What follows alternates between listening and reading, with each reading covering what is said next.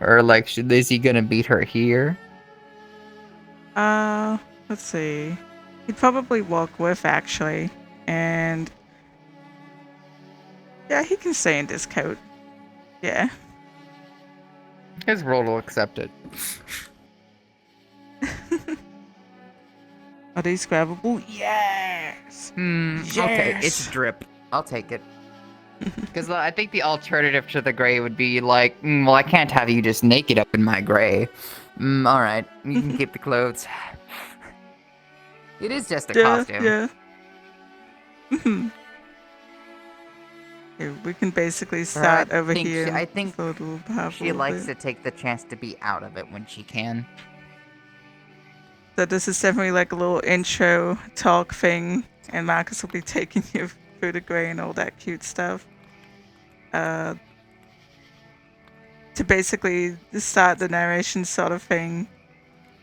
He definitely would have taken Divalin through the easy path that goes to Prax. A little bit of funny woodland like this, more cute little frogs and crickets can be heard and all of that. A bit muddy, a bit dirty, but at the end of the path, you come out the other side and we're heading not towards Stumpwick, but on a much more treaded path that's probably actually driven on, like an actual road.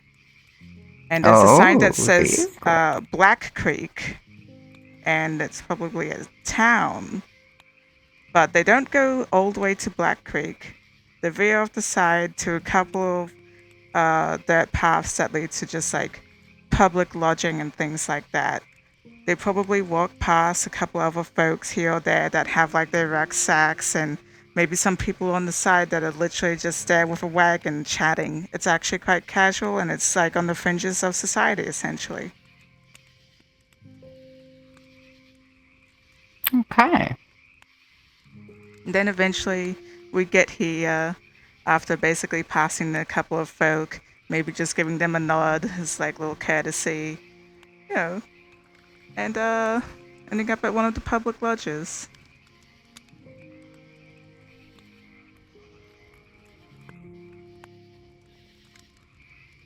Okay, you ready? Yep. Oh, Yeah. I don't think there are many other folk around these parts. This place wouldn't be busy around this time. It's a couple of months later that it gets more busy. I'm surprised, actually. It looks so cozy. Most people are in the farm, so. Oh, 1 second. Yeah? No? I've got Guardians here. Yeah. No. Sorry about that. Consulting with the All spirits, okay. so to speak. Uh, Most people are busy going towards the towns or farmyards getting ready for the harvest festivals. People busy on the farmland don't have time for little lodges like this. So if there's other folk here, we'll be polite. It's just a Of pit course. stop. Is it a rough crowd, or... Uh, how I put it? Most people are courteous around Prax. Everyone's got a history of dealing with shitty folk and shitty corporates and companies. So, when you see a fellow person on this road, just give them a helping hand, because there's always something worse than both of us. It's a really nice Fair option. enough.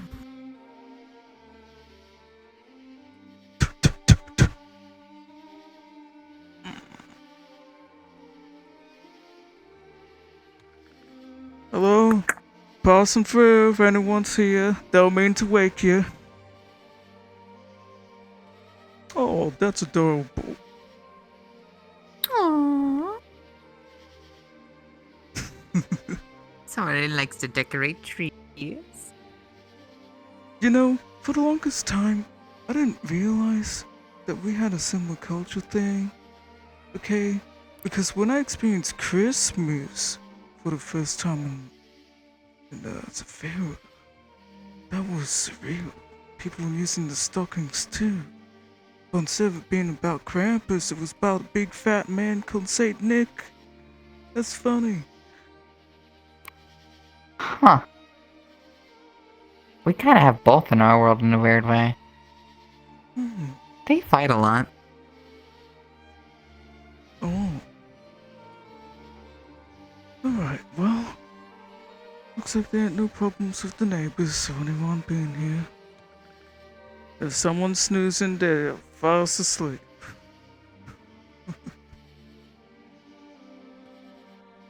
This is so cozy. Might take some Yep, they get. inspirations for our area down in your place. Oh, yeah. Ooh. Oh, they got some funny little gadgets and things. So, I got a couple of stuff here. We can have a little lesson. But if you have any questions just right off the bat, or you want to talk about other stuff first, we can do that as well.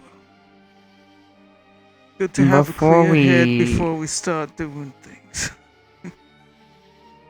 Before we get too deep in, we should talk about what you wanted to discuss with me. Absolutely. I'd like to have a little bit of a clear head myself before I go giving you a lesson. It won't plague me too much, but just to be on the safe side.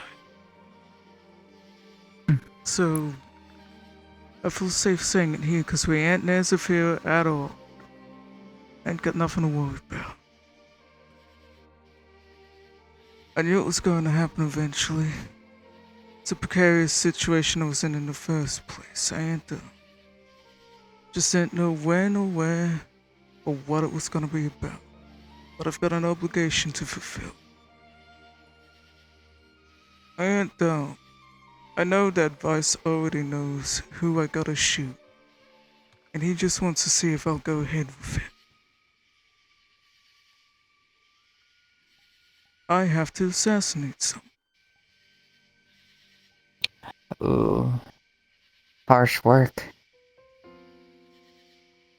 Worst of all, it's a traitor in the company. It's Arco. He's a synthetic that can basically use any other number of bodies to jump to and from. Other unfortunate Class 2 synthetics. Everyone that's a synthetic in the company is on the brink of sentience, but none of them actually are. They're considered Class 2. Still, it's not nice when one that has developed quite the neural network gets used and abused, and has a lot of potential down the drain. I'm assuming this one is one that had gotten more advanced than what a regular Class 2 would have. Definitely, because here's the thing. Archon is one of the executives himself. Huh. Like Vice and a couple of others, Archon's an exec. So this is corporate infighting?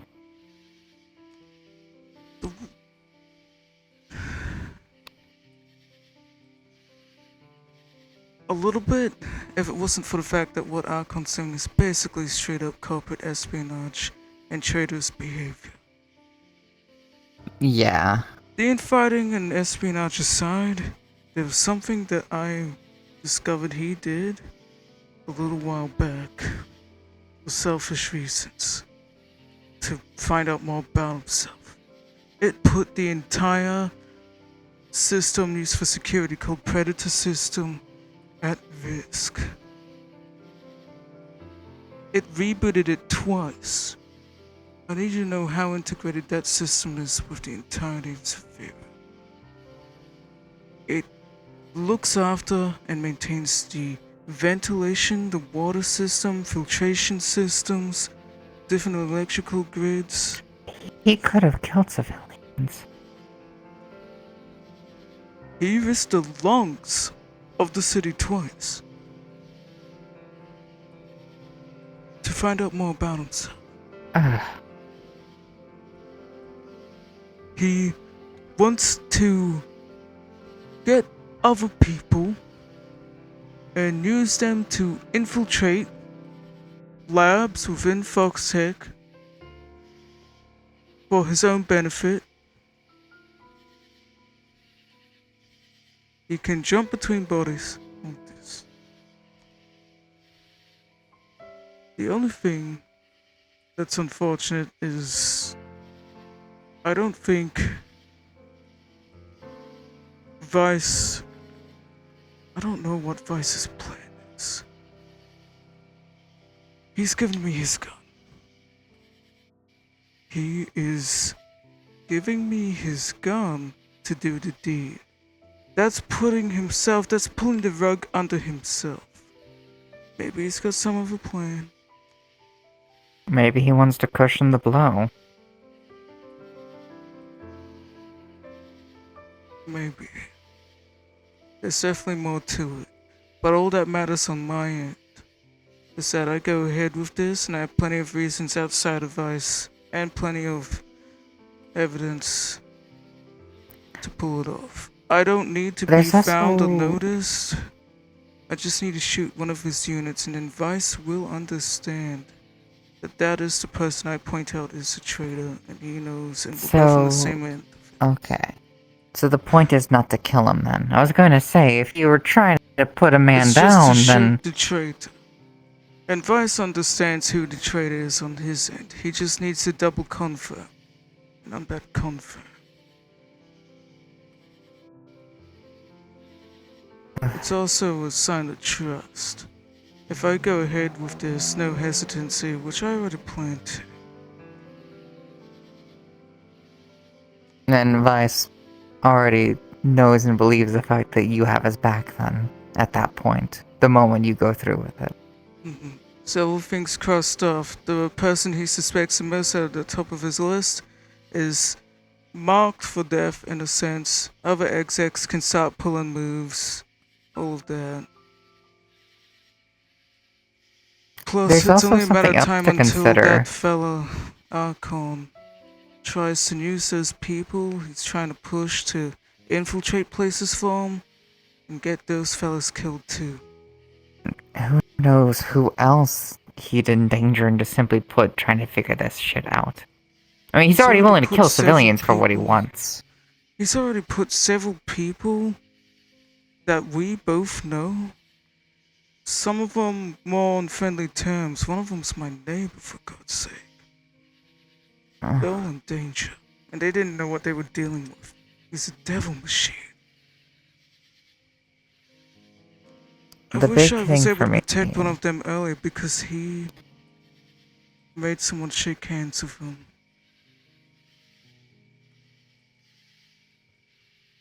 There's only so much you can do in the time. My question here is the factor of... Big thing. I'm assuming with his kind of leverage, if he's on par with people like Vice, if he does end up getting gone from all of this and he's like kicked out or whatever does happen to whatever trial is lead to, you know that if he just get rid of him, someone else is going to have to take his place. There's going to be a power vacuum otherwise. 100%. I can only assume the other executives have a plan, or Vice has some kind of plan. Technically not my concern in the game. I just need to keep my field clean. Well, what I'm getting at is, I don't know if there's a lot of big contenders. What if this is also a different kind of test?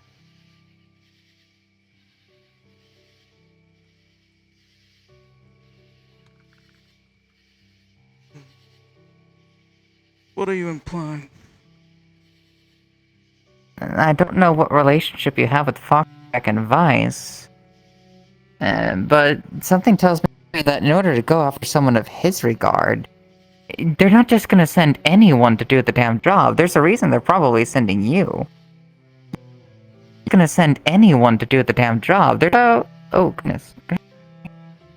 What is going on? I'm just worried the factor of, like, depending on how deep you dig in with Foxtech, what if they put you up on a position where you wouldn't be able to walk away from even if you could? I'm already temporary commander of the district.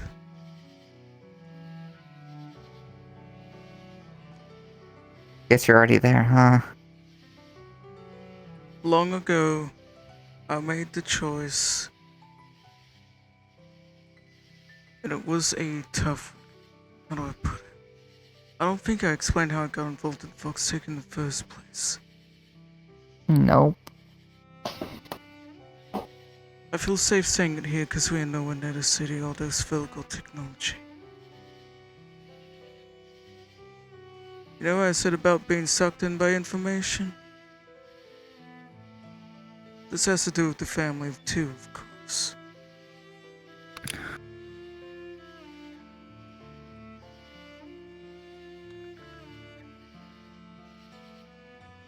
In some ways it doesn't matter, but I think the context helps someone like you a lot.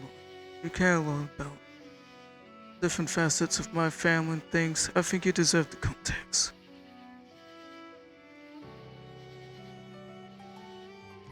Long ago, maybe like almost 2 years ago, just about, I was working at the meat rack full time. I was at the gym, I was doing physiotherapy for people, and then I eventually moved over to medical. Around that time, getting into medical and doing investigations, we had to deal with the family and folks. They were still sort of benefactors of the company, but at some point we noticed a splinter. The benefactors, the family were no more. Foxtech was not working with them. The family became more of an issue. There was an attack that happened on the street. So a lot of folks started looking into it, trying to hunt them down. I did experiments.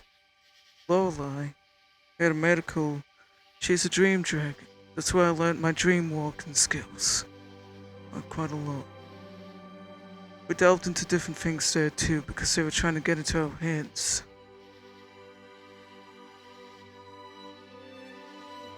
Eventually, Meatrack managed to track down a man named Jack. I won't say his full name. Now I'm just going to refer to him as Father. Father was basically leading the family at that time.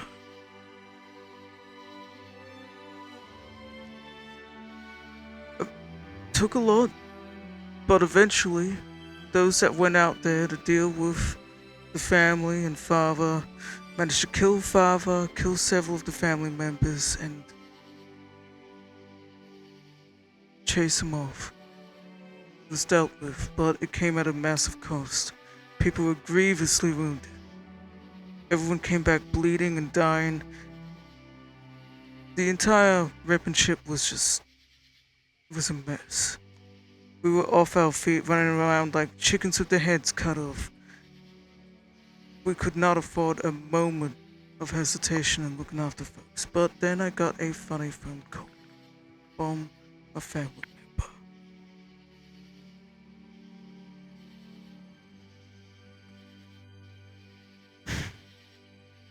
And that's when I realized that the game that they were playing was very different. The stakes was not in the people that went to kill Jack. They did all of that so that they could get people like me forced into a situation like I was just in, surrounded by my allies bleeding on the ground, and then they called me and said, we could storm into that back room right now.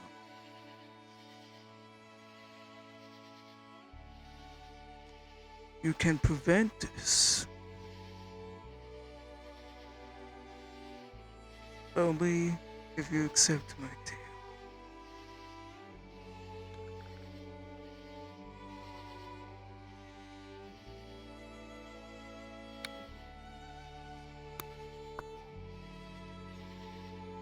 I was not going to mess with any bluffs. They know the kind of man I am. I knew the risks in accepting a deal from the family. But, like hell, if I'm going to let the decision of some of my fellow Meatrack members be the end of it, I decided I would shake the hand of the devil. They said that I would owe them a favor, and they'll know when it's time, or I'll know when it's time. A couple months later, I was planted into Foxtank. That leads to a whole other slew of implications, you see. The cult has members planted in Foxtank. Me being one of them.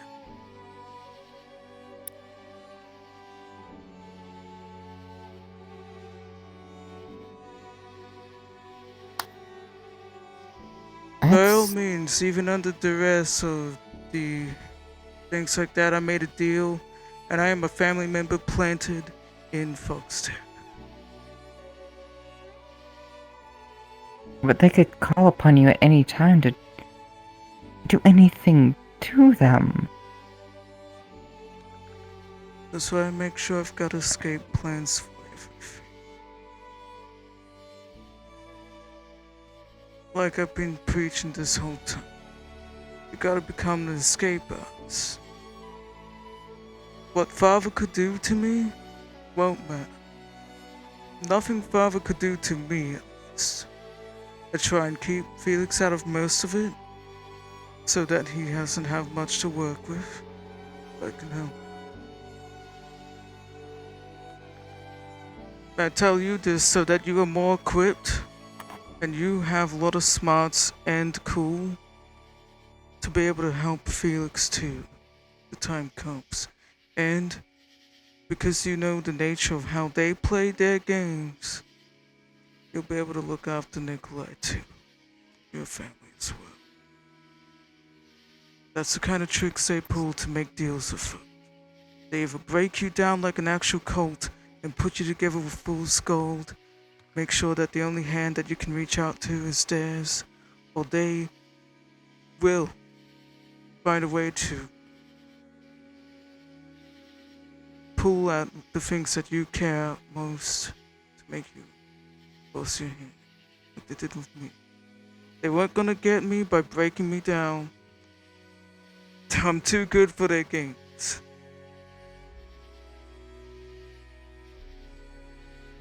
They got me a whole other way.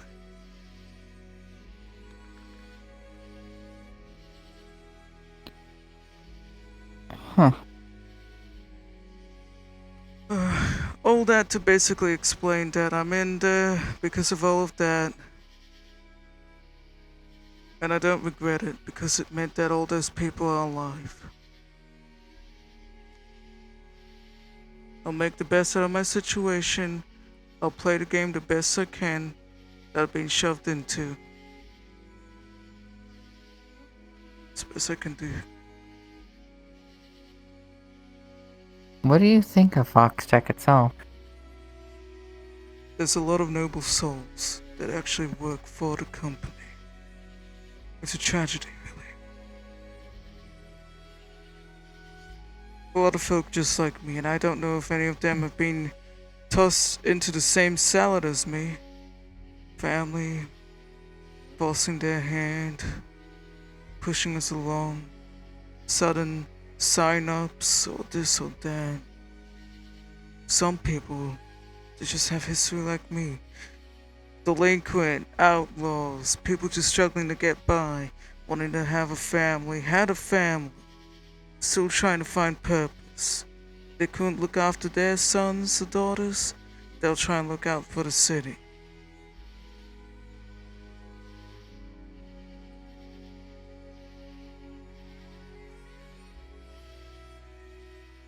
I've been on missions where I was on the other side of receiving fire from my friends at Meat Rack or other places. I told them do not pull their punches.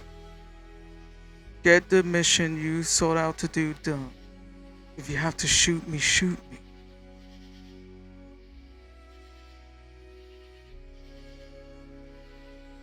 I've been inside, man. All of this, different things.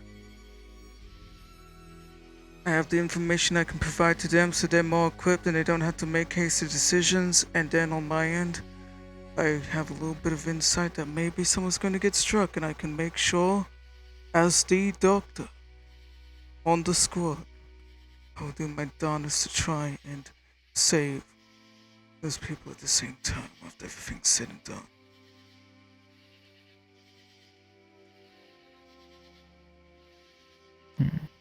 Kind of a funny predicament. I knew I'd run into things like that. Even this thing right now, I gotta basically assassinate an executive. Heavy shit, to be sure. The only issue with all of that is that it's going to potentially get the rug pulled under Vice's feet if I don't play it right. So when I do the shot, there's two issues. The type of gun I've been given is only issued to so many folk. It is mass produced, don't get me wrong, but it's expensive, even within folks' tech.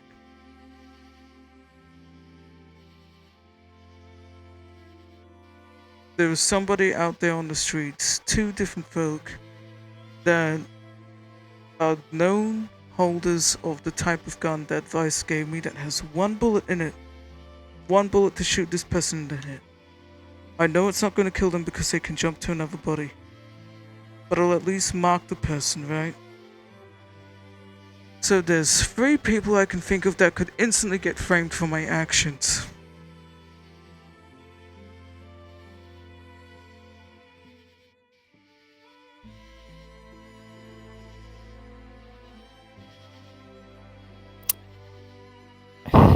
And you We're know gonna the have to deal fact with that those you're consequences. on top of the Michael, fact I'll that be you're still a safe. likely target. In a Unless you figure out a way to get around things that they can do, yeah. In a weird way, I'll be safe if I play my cards right. I found the perfect time to do it, all of this.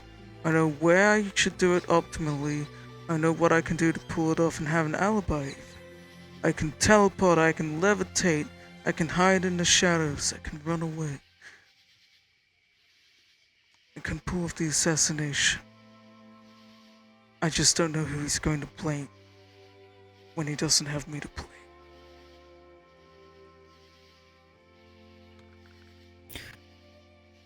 Well, he's either going to very hastily, very aggressively try to take his highest contenders who would do it, or he's going to be very tedious and he's going to take the long route and info gather. Try to play it under the rug until someone makes a mistake or forget. I'm gonna have my dog pull him off this me to make myself an alibi. I'm most likely gonna do it in an industrial district. There are bars that are open every night before I open up my coffee shop. I'm sorry, but last night was a bit of a ploy. I purposely got drunk in front of several people. Everyone was talking about how I was hungover and they were babysitting me. I'm going to That's why probably you were pull still that card chugging. again. But of course, instead of me being babysit, it's my dog because I cured myself. I'm an herbalist and a doctor. I can play up the hungoverness and no one knows better. I figured that out today. Feels If you kind of need mean, be, I could also but it's attest to this at the very least if it's ever brought up. I mean, I tell them I looked after your conditioning, considering you were hammered before. I would like to ask for permission to maybe ask for one of Nikolai's puppets to run the shop instead, and I can have you or them or others as an alibi. I could be at Felix's place, supposedly on the couch, wherever. I just need to actually put my demiplane backpack wherever I am supposedly actually crashing. With him at his current condition, I think he can lend out his puppet. I can see and ask if need be. This little puppet, he lent it out for, looking after the place at Zone 7. Apparently, people have started naming it Chips, or it named itself Chips, like fish and chips. I see. So I guess if fish and chips is okay with going to the cafe again, then that would be nice. I absolutely cannot do the assassination at Zone 7. They have ways of tracking people's locations through biometric scans throughout the entire zone. And strangely enough, they're probably much more efficient than most other areas at catching people in the act and accordingly to it. I think the Bay would be the best bet. In a horrifying way, there is a chance that Vestratech could pull, cast a blind eye on me. Turn a blind eye.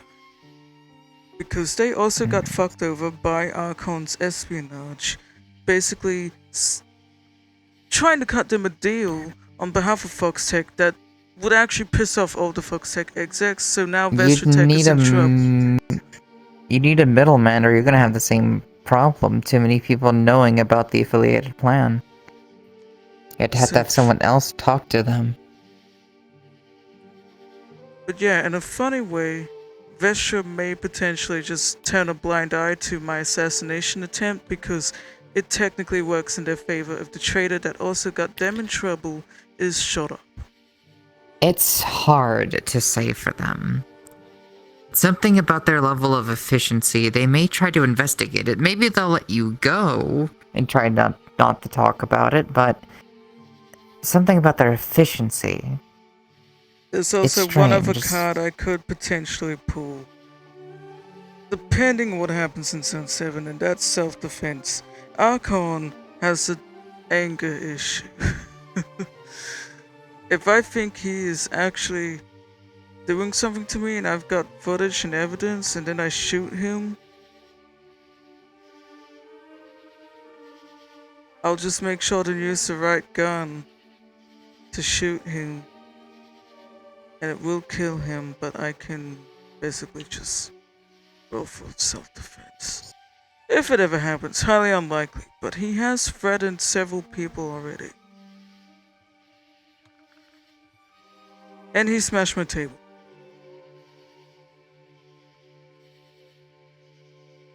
If he does that again, I can reasonably attack him if he starts swinging. But obviously, given his position in Foxtech, the fact that there's some kind of level of sway here, I think I'm starting to understand where this conversation is going. There's no guarantees of a clean getaway, is there? The best place I can pull it off is industrial. He's out of his district. Anyone could do it. Several people have motives. 2 of them have the same gun as me. It's the best place to do it, and even then, he could try and pull something nasty. Don't know. I have my plans, like I said. I just want to tell you so that I can have your insight potentially. I know you've been dealing with nasty political speak, but this isn't even about the politics. This is just knowing about what I gotta do with the game that I got stuck into. Politics be damned. I just want to make sure you and Felix are okay. The good news is about this is I do think you have a lot of methods to be okay in the aftermath.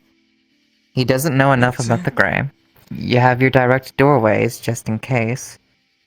My problem, I think, is how many people know that Felix is your partner, and how risky he might be once he realizes that other people, including other members of Foxtech, might be at his throat. You know what's hilarious? Some people didn't even realize he was my partner. They thought he was just an employee at the cafe.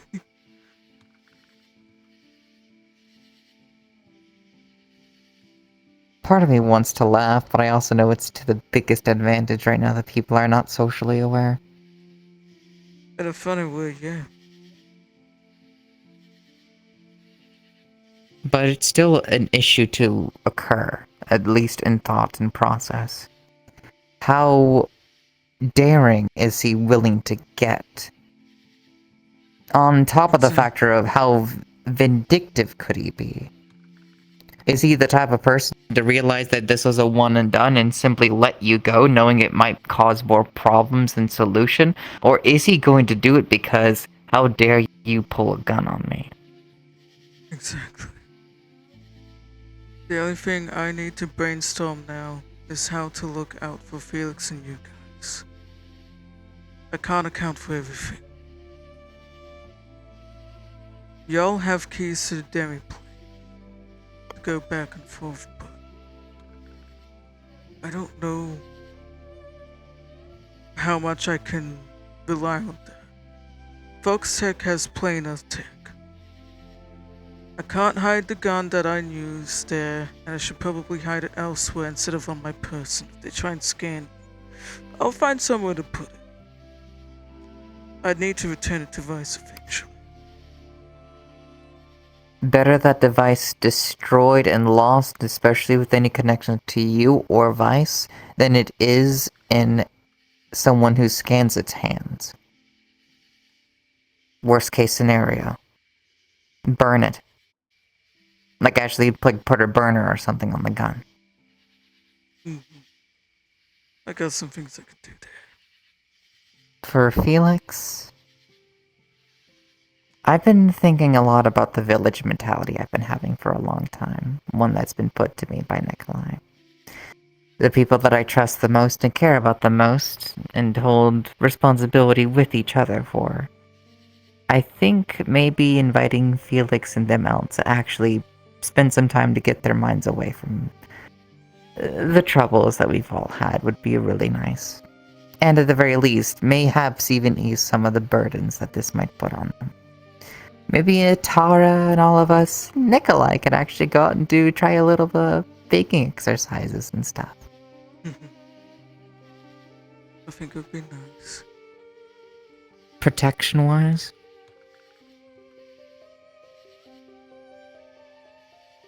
Part of me's...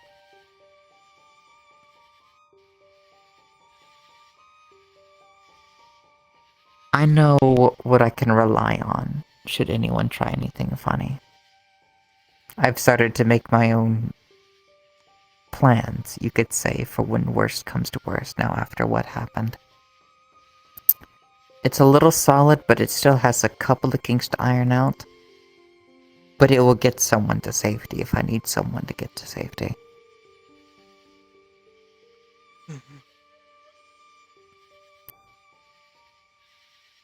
I want to think of more ways to basically quickly transport people around. That's a big thing.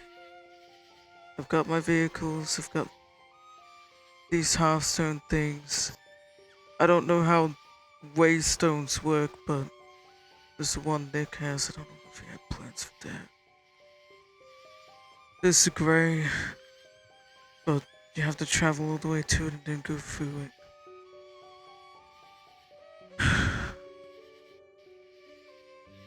There's options at least.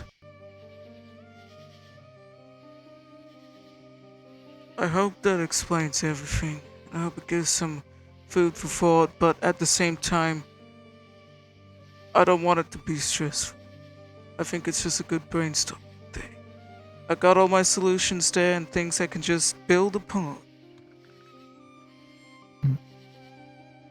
Works for me.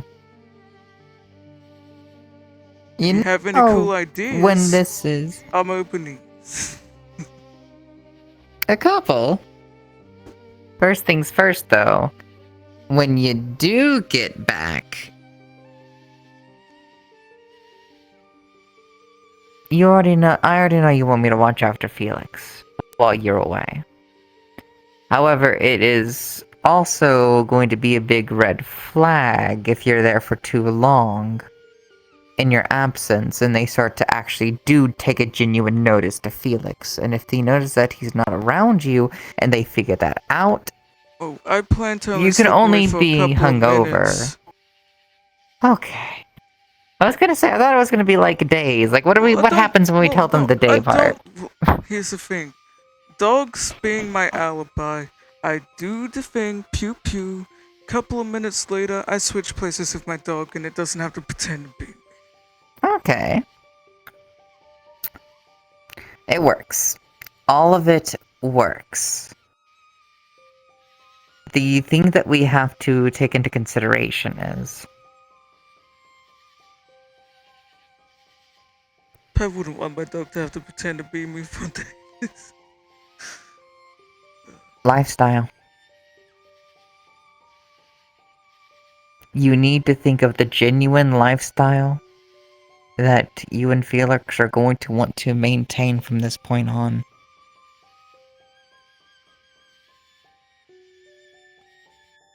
Because that lifestyle is going to eventually start to reflect on Sage. We both know that. I would like to be able to smooth out these things and make sure that when Sage is finally born next year, we have other places we can go. We come to Zafira to work, and then we go somewhere else. A lot of traveling, but I think it would be worth it. Thankfully, I don't mean just yours as well.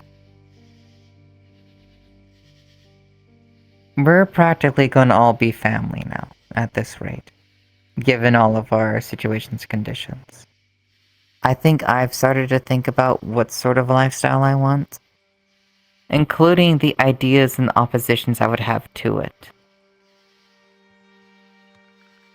I don't want to dissuade the idea of adventure to any of the children.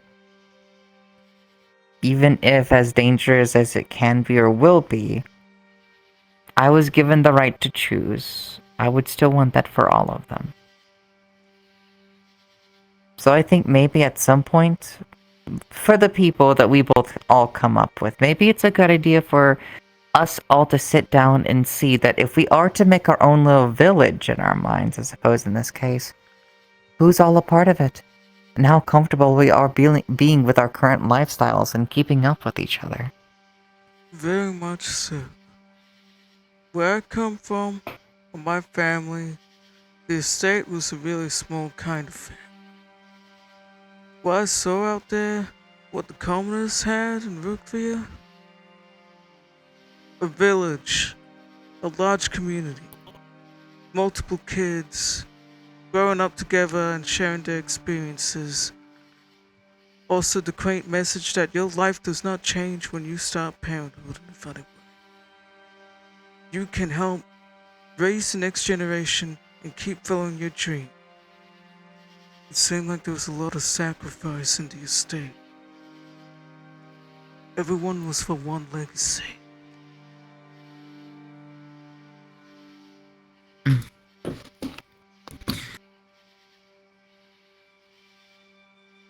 I like the idea of the village. Many legacies, many dreams. Not an inheritance of a legacy.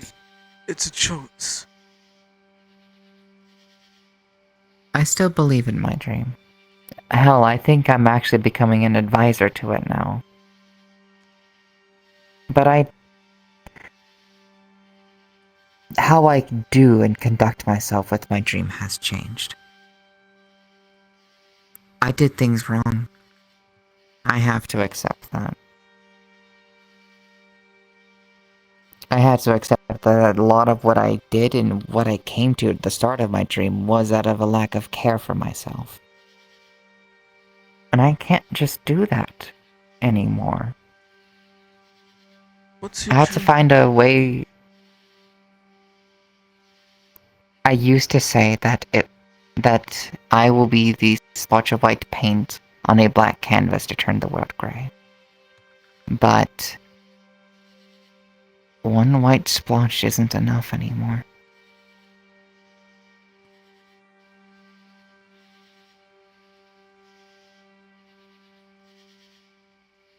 I can't take all these burdens on myself. I can't let other people be burdened with the weight that I carry for myself, because it's gonna hurt them too. And other people are doing this now. And I look at them and I think, is this what I used to do? I keep reliving certain things, thinking what I would have done differently. And honestly, for as violent as some of them were, I feel like they were the right solution. There's going to be some conversations that I can't talk down. I'm not a pacifist, but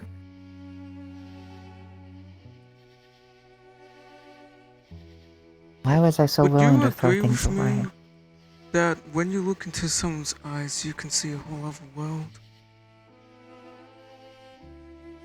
I think about what they'd had to live to make them act this way. Kindness or not.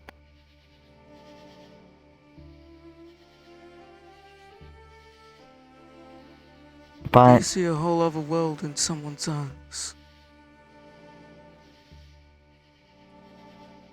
I don't know. I only think about the world they had to have lived. Look into mine. Can you imagine that there's a whole world I've seen that you haven't? It's a little unfair considering the answer would be yes, and I know it would be yes. I'm thinking about your little idea or analogy. I think it's that everyone is a different canvas and a different kind of artwork. Applying the same kind of splotch doesn't work for every single artwork, does it? That over there's got different kind of colors. That over there's a whole other medium.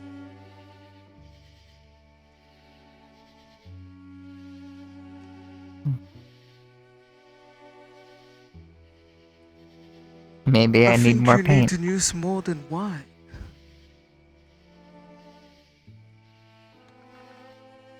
You're right.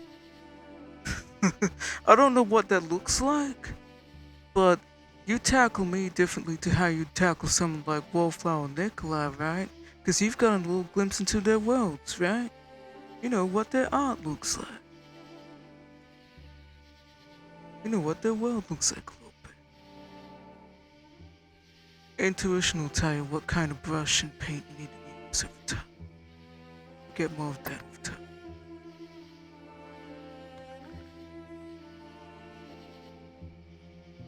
I think it's a lovely idea, hon.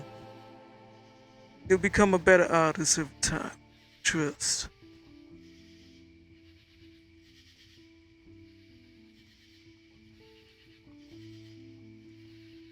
I think also we're about to be very, very impressionable people upon a generation that's going to come. Mm-hmm. I gotta figure this shit out. Hey, another funny idea for your little artistry in Kansas. Alright? I think you've given me a couple more color palettes and material to work with for my art, to build upon my masterpieces. And I think you've definitely borrowed a couple from me too, and some others. I More think that's a material to fair work. assessment from you. Yes. So, maybe that village thing's really good, because you'll have a lot of material to work with, and everyone will be painting on easels or something silly like that.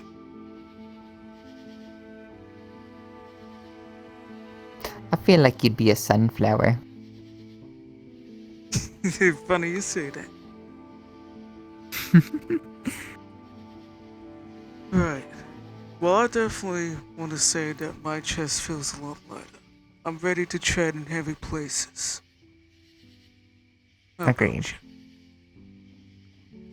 you? Yep. There is something I could give you to help make the lesson easier. If you are alright with it. It is technically drugs, but this is a pit stop for a reason. How long will they be in my system for? Probably till you piss it out. If I'm still... Are you gonna take them too? Yeah. Let me text Nikolai first in case I'm still on them by the time I come back. I don't want him worried. I will explain what it is. It is a thing called Blue Lotus tea. It helps with Oh, I love tea. clairvoyance. It has a kind of sweet and bitter taste, a little bit like chamomile. It has a lovely deep blue hue. Ah. That sounds wonderful. Sometimes it's used to like just get high. Other times it's used so that you can achieve Wait, am I gonna clarity be in your high? dreams. Well, I mean, it depends on how you take it. If we're just having a little sip of tea, it's not gonna be a problem. But you would still feel maybe a bit fuzzy. I get affectionate when I'm fuzzy. Some people use it for ritualistic sex. I wouldn't do that. Yeah, But we're I not get doing very affectionate. That's alright. I'll just give you a pat on the head. Plus, I have a way of doing Messaging. that ritual thing. They take copious amounts and we're just having a sip in diluted water. So you're gonna be okay. What'd you say it's named again? Blue Lotus. Blue Lotus. Going to be high for the lesson. If I'm still high by the time I get home, I want to let you know. Would you like for me to bring some back? Send. And if it's too much, I've got things that can help you clear your mind afterwards. You know, the usual things that maybe just a pinch on the cheek or the ear. Have a different kind of drink or some water. All of that. A nice cold shower afterwards can help you clear up a little bit. But for this, I'll be it's diluted giggly. in some tea, and you might be a bit fuzzy and stuff, but it'll help you relax while we're walking through the grave. The big thing is the clairvoyance. I want you to have this as an aid for what I'm going to show you. Okay. You want to see how I make it? Yes. Yes, I do. Let me know what Nikolai texts back. Oh right, we're in Stumpwick. There's no signal. Oh, we're in wait, shit. Prax. She forgot. However, when they go back, Nikolai will probably respond like on the edge of the grey or something because it gets a bit funny, you know? And he'll at least, like, you'll get a thumbs up before the next area, basically. She's like shrugs and just closes her phone, seeing that it's not working.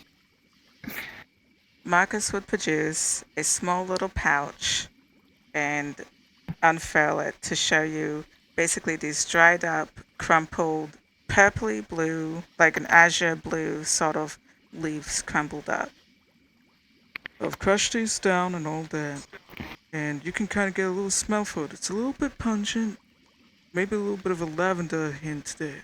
It's kind of funny, isn't it? All I do with these is got the pot on boil, and I just leave it to boil for a couple of minutes. Look, He's sprinkling it in, and instantly, like putting acrylic paint to water, the blue just spreads throughout the entire thing, giving it this nice purpley blue hue. Oh, I love the color. because it's already crushed up, I'm not doing decoction instead. We're simply putting the powder and infusing it. We leave it to set for a while it's boiling so it can mix in a little bit more. And I mean, if you let it sit for a bit, if it was decoction style, you'd probably get something a lot more potent. That's definitely the sex ritual kind. We're not after that, we just want a clear tea. No. Or if you want really crazy dreams. Although I might take some for later. It's really good for helping you relax and just again, the relaxation is more so the warm, That's fuzzy, how I feel as relaxing. human, but that's still different too. Have you Sorry, had? If questions you for haven't later. had, actually, it is a good question. It's always good to let that curiosity go while this is boiling. So, you do bring up a good point. If you have not had any drugs yet, we will just let you have a small sip and see how you feel. I haven't Nothing had more. drugs in this body, and I know that I'm resistant to certain things in my other body, so I don't know what dosages this one can We'll handle. take it one sip at a time, though. It's gonna be diluted anyways. But if you're not used to it in this body yet, even more important, that's why we'll be safe. Guess we'll find out. Mm-hmm. I was just mostly curious because I might want to bring some of these home at some point. I was also going to ask if it's okay to take some seeds from your world, actually, so I can start to see about the growing process for them. I definitely want to try growing some of the plants in my homestead and things like that too. So we could go gathering a little bit ourselves. Some of that stuff like the moss we got the other day, uh, that's more for really cold kind of climates. Yeah, I figured, considering where we got it. Mhm. This stuff, it kind of grows in more temperate places. It's quite nice. Hmm. Well, they're good for two. Go get some cups. One moment, though.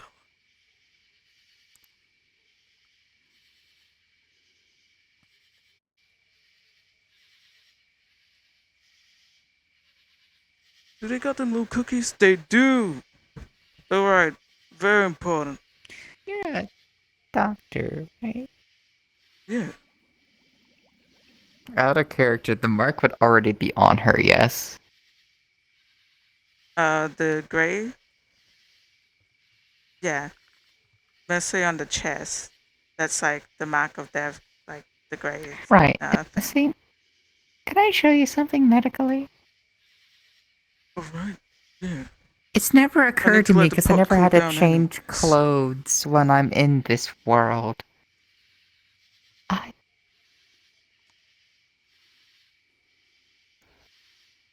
Oh, it's kind of pale and opalescent. didn't seem like a natural wound for what had caused it.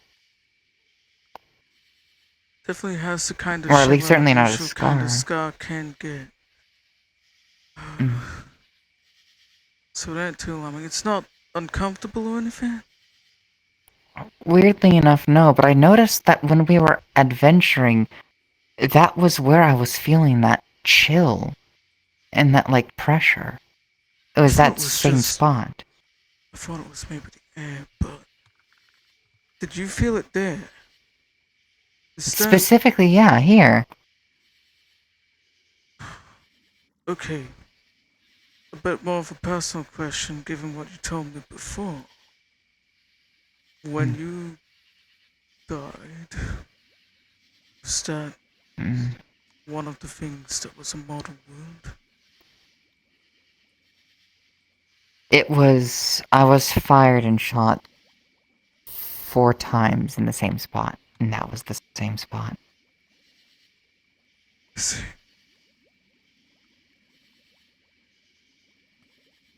I ain't had much to confirm this on my end, but I believe the Grey looks after our mortal wounds. I got a strange cold flash across my neck, and I had it fully covered. Then that Hmm. sensation, that dread that I've felt before when I would basically ask for the guidance of the trees, I felt it. That was the first time in a while I had been in the grave. I thought perhaps I was already heightened in my senses, You know- but it might be the wound itself. In a weird way, my prayer was also answered. Right, you I were had praying. prayed for, to gray witches, I think. Didn't know if that was as much of a thing, but it rained heavier afterwards, so I can make assumptions. Let me grab this tea for a moment. That's Maybe it's a why good thing. I'm also getting you to have some of this tea. Because it affects our minds. When you Oh, pray, you are having some thoughts, right? In the first place. You have a certain willpower that is shared by your feelings, going through your mind, you communicating with the world, with your thoughts and prayers. It's the same for druids and witches, clairvoyants, all of them. Having a clear mind will definitely be able to help you. It's like shining the lens that you have to do things like when you pray. Clarity. also, I don't know how y'all see in the dark. Like, holy shit. It's it's a bit difficult, but some people, or at least the way human eyes work, is that we can actually see a little bit in the dark. It depends on the type of darkness. There is still different luminescence in places. Did you know that humans have bioluminescence, but it's not visible to the human eye? Mm. It happens during the afternoons and the mornings. We glow in Oh, dusk and dawn. It's really cute. that's neat. Here's a little cracker. This is called hard bread. I don't want you to have this on a bit of an empty stomach, so wash some of the tea, wash some of this down with the tea. We'll only take little sips. Dunk, dunk.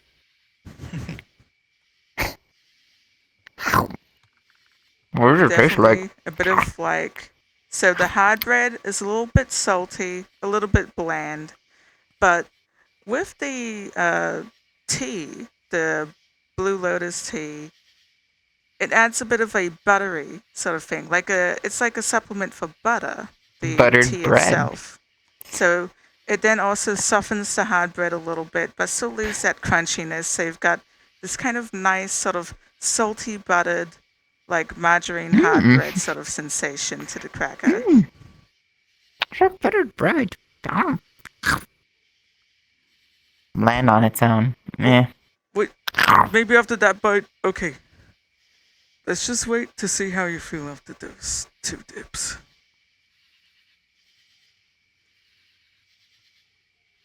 So, So, going off of base con, I don't feel all that much. okay. So far, so good. Does it mean I start zipping now? Should we get to a comfy spot first, or Just in case you get a find a bit comfy spot? wobbly, and once you feel good enough to walk again, we're going to go right to the grill. Okay. I'm also bringing a tray of hard crackers. But yes. So this is a big lesson. The gray pays attention to your thoughts and your mind. A lot of folks in my world, I realize now the term, because of all the research and conversations I've had in Zafira. Ooh, oh dear. Don't worry about it. It's fine. It's such a silly cup. So I realized from all the conversations with folks in Zafira and the Nexus world that the proper terminology that folks use there is psionic because you're using your brain. The other terms I've run across is things like chi and willpower. I don't know if any of these things make sense to you, but I've seen it used in Psionics monks. certainly do. I've seen it used in other things. So people, they do their prayers, their witchcraft, their druidism, connecting to the world through their willpower and their mind. I So believe it's all it's a right. sense of enlightenment is the right term. It's ironically enough what some of the hunters from Moworld utilize to be able to sometimes see things that aren't normally able to be seen. Mhm. Over time, folks use those abilities or cultivate it. The ones are natural, everyone's just got a bit of potential. For some people, it's prey. For me, I'm a psionic flesh witch, I suppose, would be the term. Just kind of funny to say. But,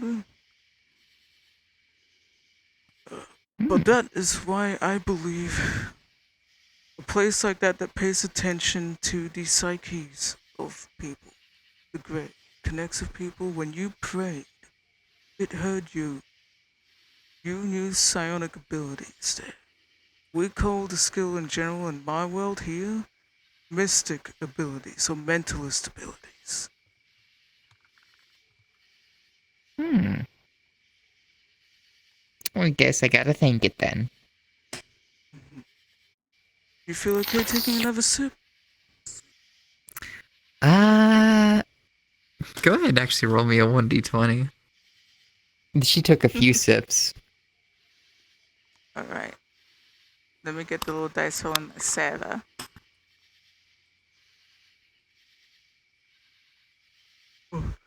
Bot Oh. commands. Bot. Wow.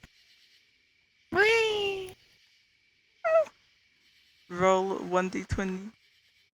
You know, I'm doing one for Marcus too. Yours is first. You got a 10, Marcus got a 15. It's hidden. Marcus just beat it, so he's gonna have to take most. Uh-huh. If it Okay, becomes a I bit got too much, have a cracker, 16. but don't dip it too much, alright, huh? Okay. Level it out with a little bit of food. Not too many dips, alright? Just want to make it a little soggy. Okay. Oh, do you eat these all the time? Are these like in your lunch boxes? You're meant to make them soggy with things like butter or like milk or other things. Or you could just have it as hardtack. No more dips, alright? Okay. Just chew.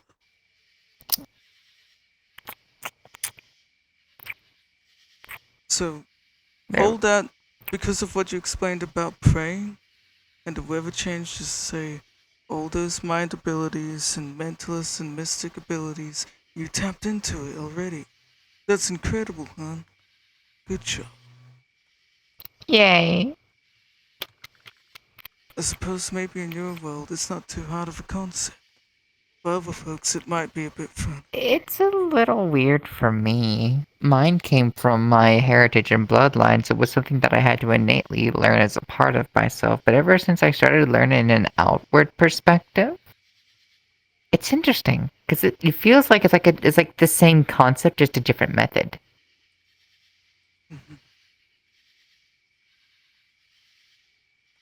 Just enough.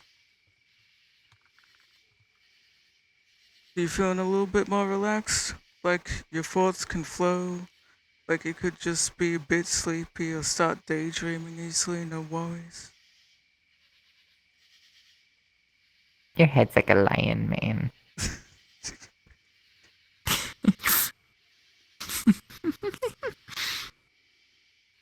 Okay. Do you feel like you can walk alright? I can still see all right. Yeah, Do you want to try standing up for me, sweetheart? sure. We need to be able to walk still. Ooh. Don't worry, I got my. Oh, never mind. Yeah, that's I still a can bit of a walk. thing for you to deal with. Yeah, it's also. I'm not as agile, I think. How about I this? certainly You try can't jump walking as up high. these stairs for me. let me get these cups and clean. I don't think we'll be needing more I'll of go off this. of one roll how capable she is. Tell me how capable she is. Okay, 1 second. I'm having Marks do this. One roll. Let's see.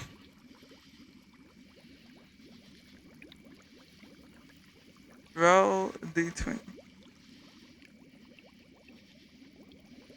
Not 20'd.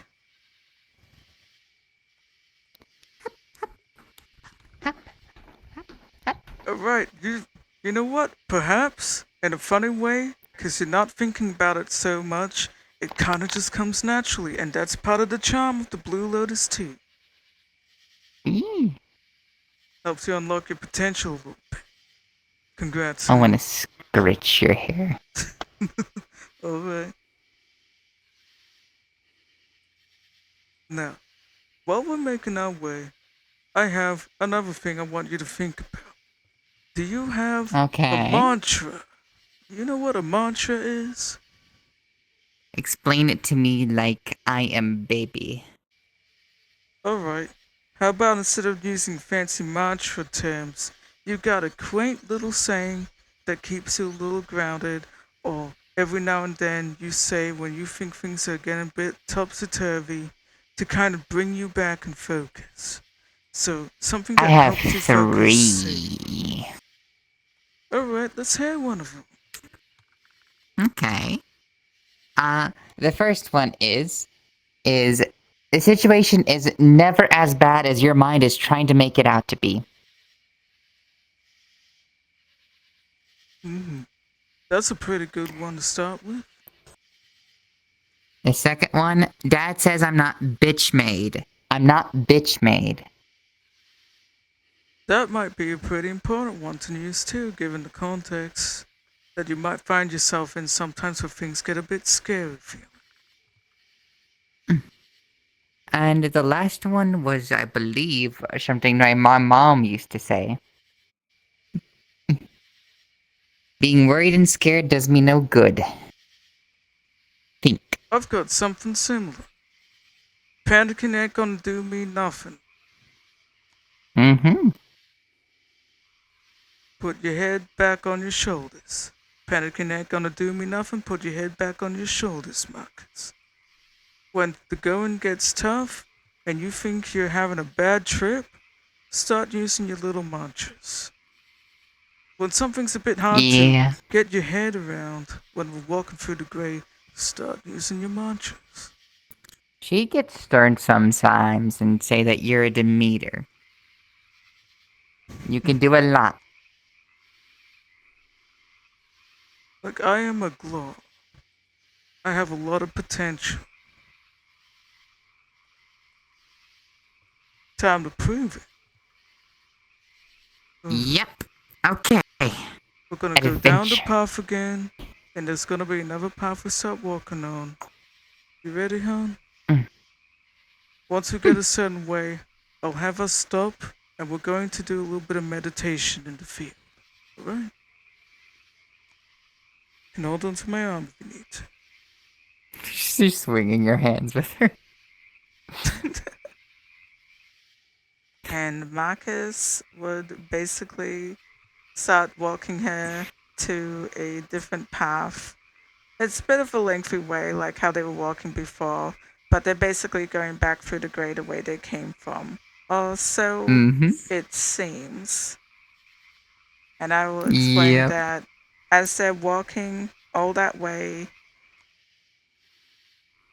the entrance of the forest doesn't seem to be the same. Maybe it's because of the drugs, but things don't seem to be the same, and it's pretty easily recognizable even in your inebriated state.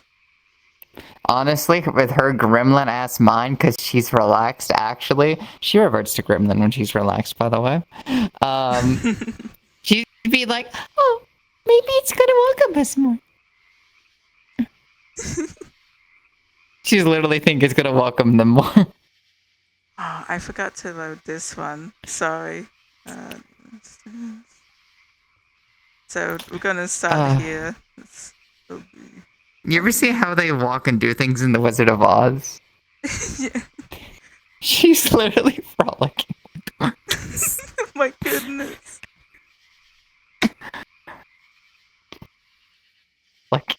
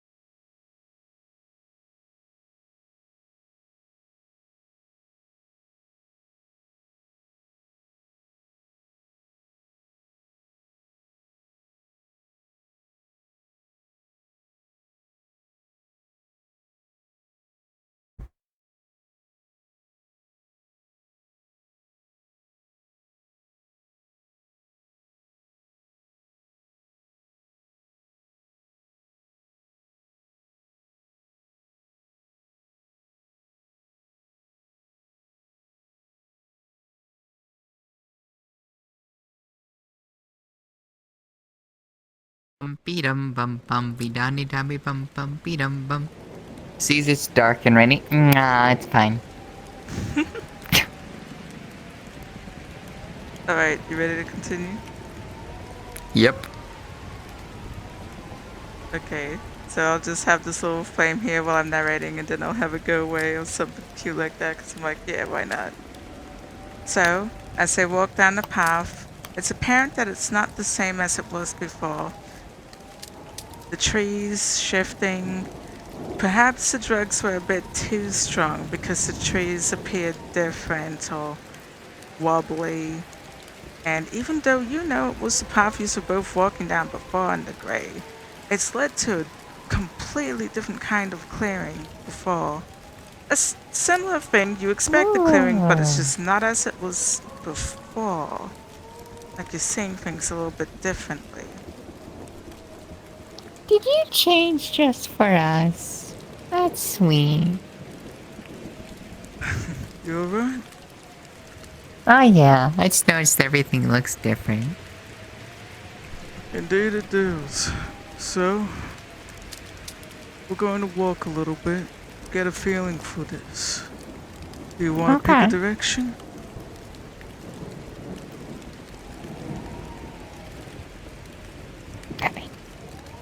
Alright. I said walking there. You stay close to me, alright, huh? Okay. So, a little bit more explanation. Sorry I'm doing a lot of that. No, I'm learning. Like I said, the place pays attention to your thoughts, your prayers, like there's a connection in different ways to your heart and mind. And what we did just before was try and open our minds a little bit more, make it easy for us to be susceptible to thoughts, but not too much. This is only an aid, right? If I was to explain what sometimes the grave felt like when I was living in it for a bit, it felt like the trees were dreaming. So, if you can meet them halfway, you'd have a better time connecting and praying to the world and having that rainfall and all of that come to you. Let's go up to a tree. Choose any tree. Hello, Mr. Tree. Hope it's okay if I touch you. That's very kind of you, sweet.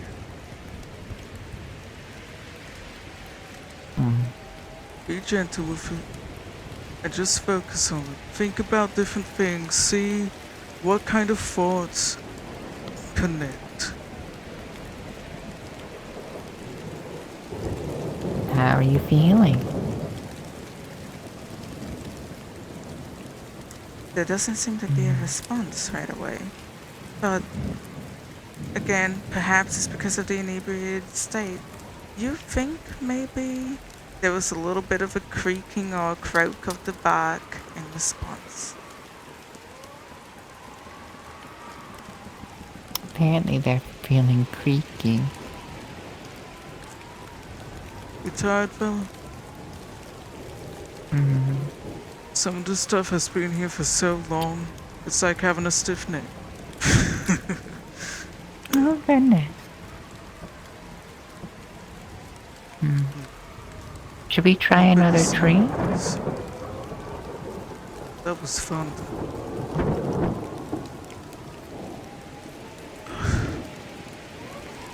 Yeah, let's try a different tree. Okay. Let's try... Let's go to this one. Hello. Hope you're okay with me touching you. A bit weird. Again, perhaps it's the inebriated state. But as you said hello, it almost feels like you heard a hello. Hi. Or maybe it's the whistle of the wind. Hmm. Are you feeling well? Is everything okay? The whistle of the wind through the trees and the leaves suggests a more high-pitched kind of feeling. If you were to anthropomorphize the whistles between the leaves and the bark, it seems almost like a greeting. It's simply a peppy sort of hello, little whimsical hi through the wind. You seem at least happy.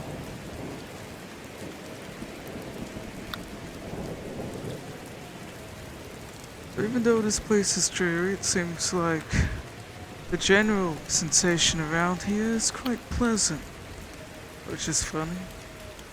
Our wounds aren't irritated, and things seem to be quite mild. You're not always going to get an answer, but Not if you cool. have an open mind to this, then you get a sense of how the area feels, essentially.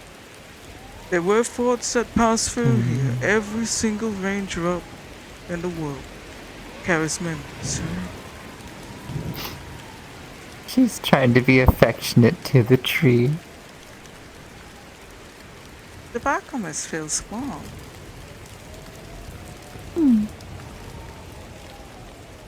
Hmm. It's like a worm. Hmm.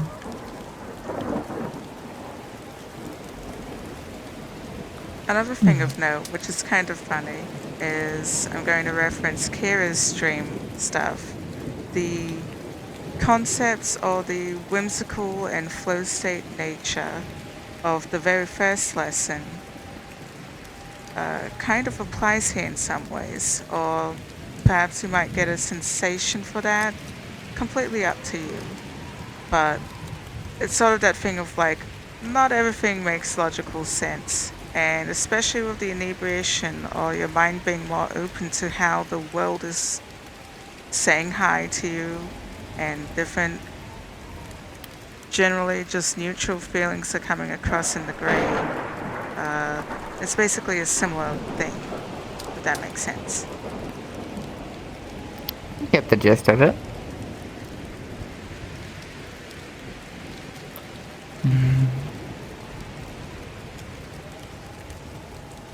It's a very sweet tree. Let's see. Let's walk over this way. Bye-bye. I want to take you somewhere a bit more uncomfortable. But that was Oh. basically one of the first things I was shown, is if you can, while things are so quiet and there isn't too much at play, try and listen to the world around you. Everything can give you a notion. Does that make sense? One of my first friends when I started my adventure was a treekin. named Mossbeard. And I lived in his beard for 2 months. Oh. It was like really big. Oh yeah, no, he was like 2 of those trees tall. Alright. I'm gonna do He's something an for old tree. I kinda miss him. You love him, introduce me. Okay. This next part's gonna be very important, sweetheart. Okay. Remember the sensations that you had here, the connections you made with the environment. It won't always look like this. But if there's one thing you can count on, it's the memories that travel through the woods. Your mind is your best key. Not everything's gonna make sense, alright? But when you are able to focus like this and have a clear mind, you may be able to find your way back. The path won't always look the same. Some of the sensations you just felt before, I want you to try something. Can you think of a memory that correlates to the sensations you were able to feel in some of the bark and trees just now?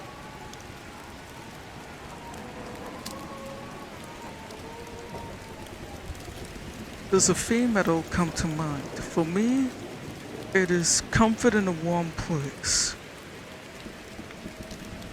How about The you? first night I spent out on an adventure. What was The sense of thrill and excitement for tomorrow to come, but also the weird sensation of comfort of, well, just being out in an element that I've prepared for my entire life.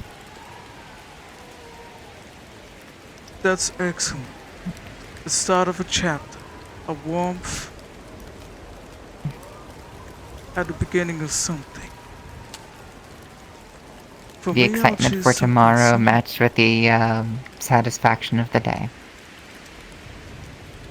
I want you to picture that moment of warmth, whether you were sitting at a little fireplace or simply wrapped up in that blanket. This is your pit stop. Close your eyes and imagine it, if you can. I slept in moss. Oh, I want you to imagine that memory tied to that sensation, tied to this part of the path where we're starting. Close your eyes for me, sweetheart, and imagine getting that memory like it is a little bowl of something, perhaps. Are you able to visualize it? Perhaps even imagine holding it in your hand. It's okay to do the actual motions if you need to. In fact, it might help. So she's visualizing it actually a tad bit differently in her head. Where it's like a line of connection that's like a walking path between the memory she had then and this one here. Is it physically connecting the roadway to it? Once you're able to imagine holding on to it in some way, alright, sweetheart? I want you to imagine grabbing that. You have it in your hand, in whatever way you can imagine. Like a ball attached to a string. She That's kind of like perfect. picks it up. Because I want you to imagine it like it is a yarn ball or a little spindle. This is your lifeline.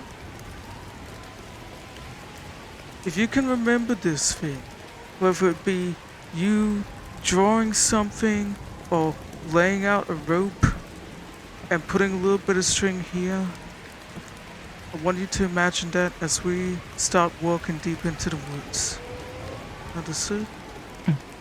You're leaving a little bit of this object, unraveling it, like a little cookie trail or a string of yarn. The sensations that are here will help hold the string for you. We're going to start walking deep into the woods somewhat uncomfortable. Are you ready for that, hon? Mm. Oh, Can I open my eyes now? yes, you can.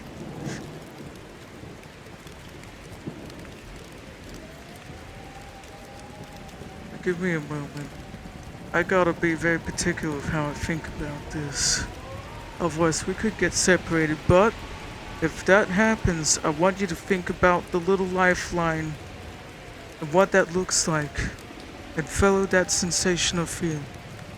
If you can focus on it, or you start to get scared, repeat your little things or thoughts in your head that help you, and follow this thought back to the road.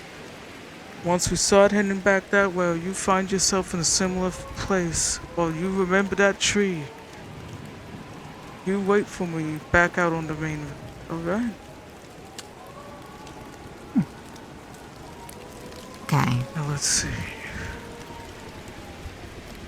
I'll return to Mr. Conzer.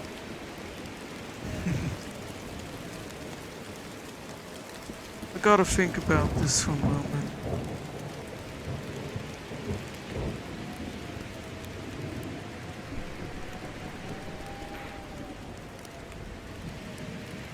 Walk this way. Okay.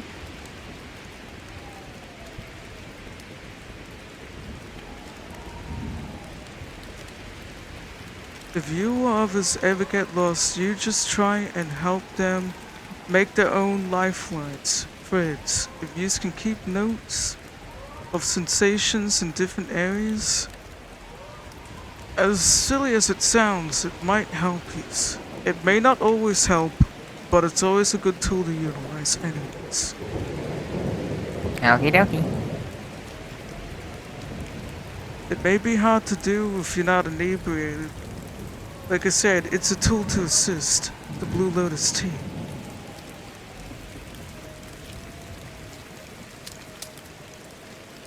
As they both start walking down this path, it seems like the forest is changing again.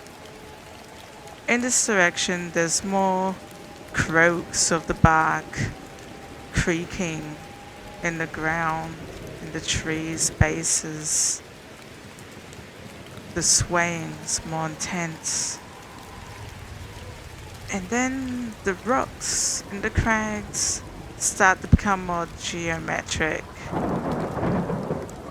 There's a lot of unsettling and unsafe feelings in this direction, the opposite of what was felt before. That unsafe feeling starts to take the shape of a city made of concrete and metal, but still shrouded in fog.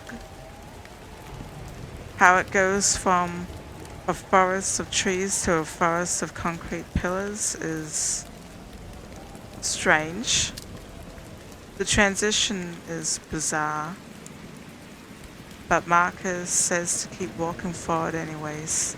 The mist grows thicker. It's harder to understand the shifting of the woods.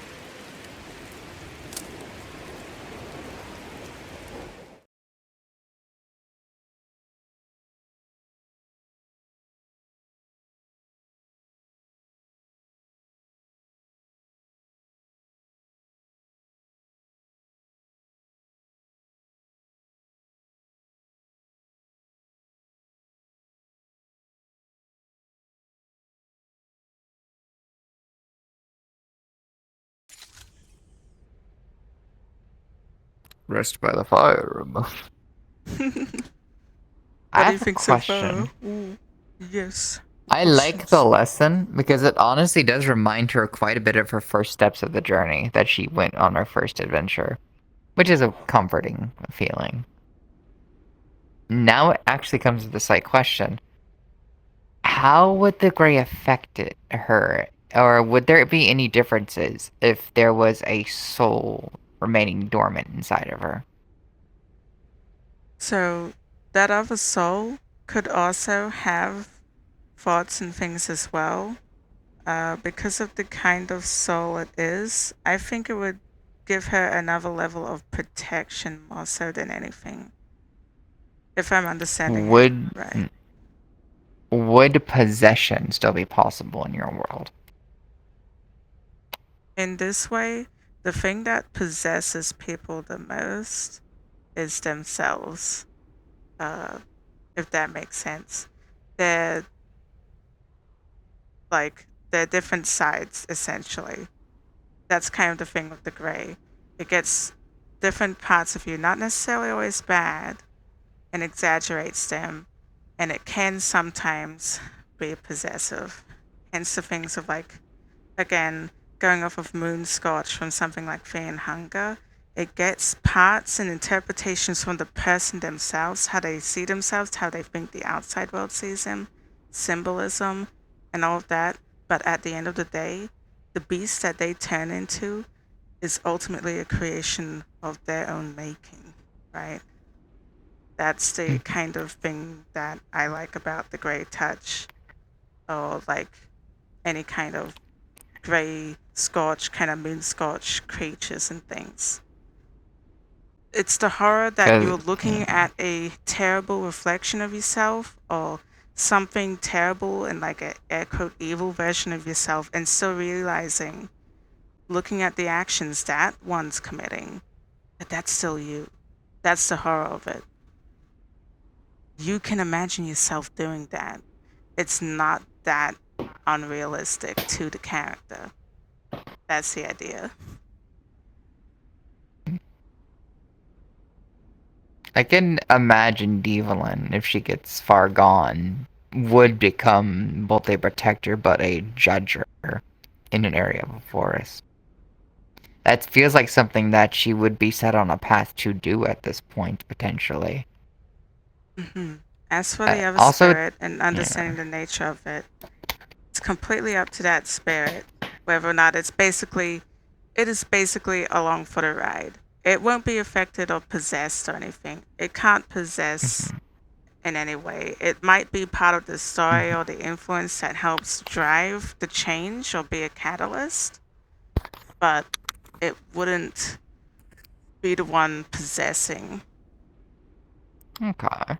That spirit or thing can also have its own adventure or something, but it can't really interact with anything. It's basically a spectator of sorts. So Fair it's enough. completely up to you whether or not you want this one to be able to spectate this stuff or be aware of some things. There might be some things that resonate with them more, where they have more clarity on it. Otherwise, it's mostly on Divalin. Okay. I hope that helps explain. So basically, you have control as to how much the spirit notices. It could be having its whole other own experiences at the same time. But Where most am of the I? time, I'm in the it's woods. where am I? I'm in the woods kind of thing. Most of the time, it's probably spectating Divalin, but there are chances for it to basically be on its own, still connected in a way. So there's no feeling of emptiness there or disconnect, but it can have its own dream in this kind of pseudo dream liminal forest, essentially. And we are still technically in the woods, and this is hilarious. Where are the teleports?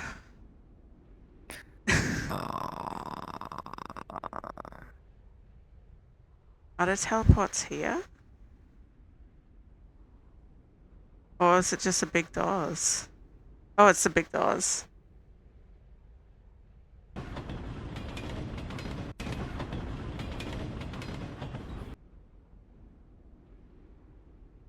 Okay, I wanted to start near the train thing.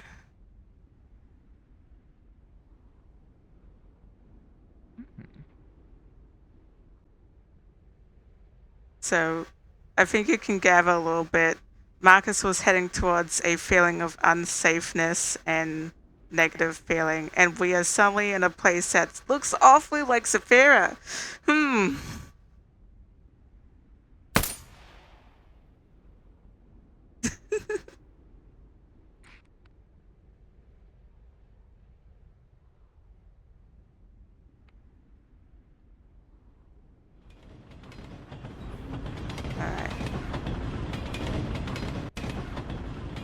We'll start here.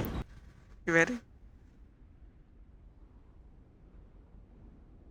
Yep. Okay, so I'll just narrate it and then I'll have Marcus talk and that'll be the, in character thing.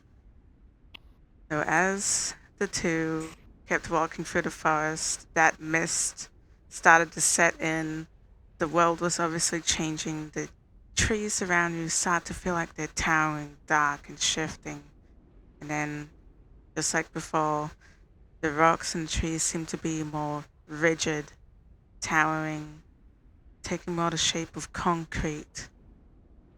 Their silhouettes barely understandable in the mist, but change is happening. That feeling of unsafety that Marcus was following. Danger, negative feelings. What thoughts first come to mind to Divalin? The most blatant one is two. Two come across the mind. Number one, the feeling she felt when she first entered the grave. And the fear she had of it. And also the slight trauma of dying in that place is also very prevalent there. It's definitely noticed for her, at least. The second one, I think, is a more distant memory of her traveling the unknown of the world and actually being afraid about how big and scary it is. Probably the first time she had gotten down in a long time. Are there any more recent negative feelings that are tied to people or places for her? Yes. Recently, she's been dealing with the overwhelming weight of burdening is like, effectively. if there was a burn or wound, which one's the freshest for her? That's The correlated to freshest that. is obviously the chest. But there I is mean, in actually terms of going to like, if be it was a memory, like which one? These, these are meant to be her stomach. fresh. The cut across her stomach would be the most impactful one at the No, I'm not moment and the talking most about prevalent literally on her mind. wounds. I'm talking like a fresh Oh, wound. What is the most negative, freshest negative memory for her? being shot in the chest. Okay. As strong as what Artie did, it is. She understands that that was just a straw that broke the camel's back. That any other time she would have been able to manage that. It was the fact that it was over what had just fucking happened. That was the reason that was so painful. It is because of what happened to her. So the shot is obviously going to be the first on her mind because it is the most unnervingly close to the cord at the moment for multiple reasons. Okay. And I Hold know on, what let me plug in my Marcus's trackies.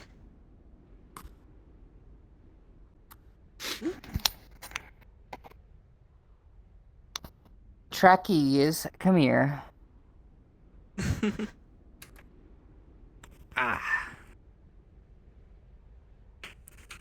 Cords, so useful to have cords.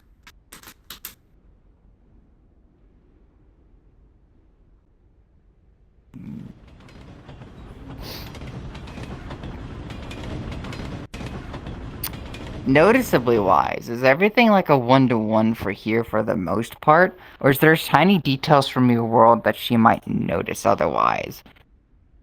So I think in terms of describing this place, there's some parts that definitely seem more shaped like Svrp at the moment. There's other Okay. parts that seem like the facades, basically the details on the sides of the buildings, would feel a bit more old-timey. So it's basically the steampunk equivalent of the tall kind of buildings Marcus would interpret this place as strident, actually, but if it was more organized like Zafira, all that kind of weird hodgepodginess. Okay. One more question is, any kind of recent time for Divalin where she felt like she had a bit of conflict in making a decision? Yes. Very much so. What was the last time she felt that? I imagine there's a couple of Speaking options. speaking to Tibet. Because it was Where did that basically take place? it was, you were there for it actually. It was the same Oh, conversation where she was speaking to him. Because there was a very important conversation for people. The reason people don't know is Divalin having a huge moral confliction with what she believes and how it has harmed and affected her, and finding someone else who believes the exact same thing, and then the concerns when it's placed upon another person. And then that person being a reflection. That was the most important, fearful conversation she had with herself being, is what I'm doing okay? And that moral confliction of, do I need to change myself? alright. So, I'm going to start narrating some stuff. Up to you whether or not your character makes these connections or not. It can still be confusing, things like this. At this point, after walking a bit, the Blue Lotus is definitely in the systems and more kind of just like evened out. The high is more like simmering. There's still that kind of thing of like feeling a little bit fuzzy or a little bit more flowy, right?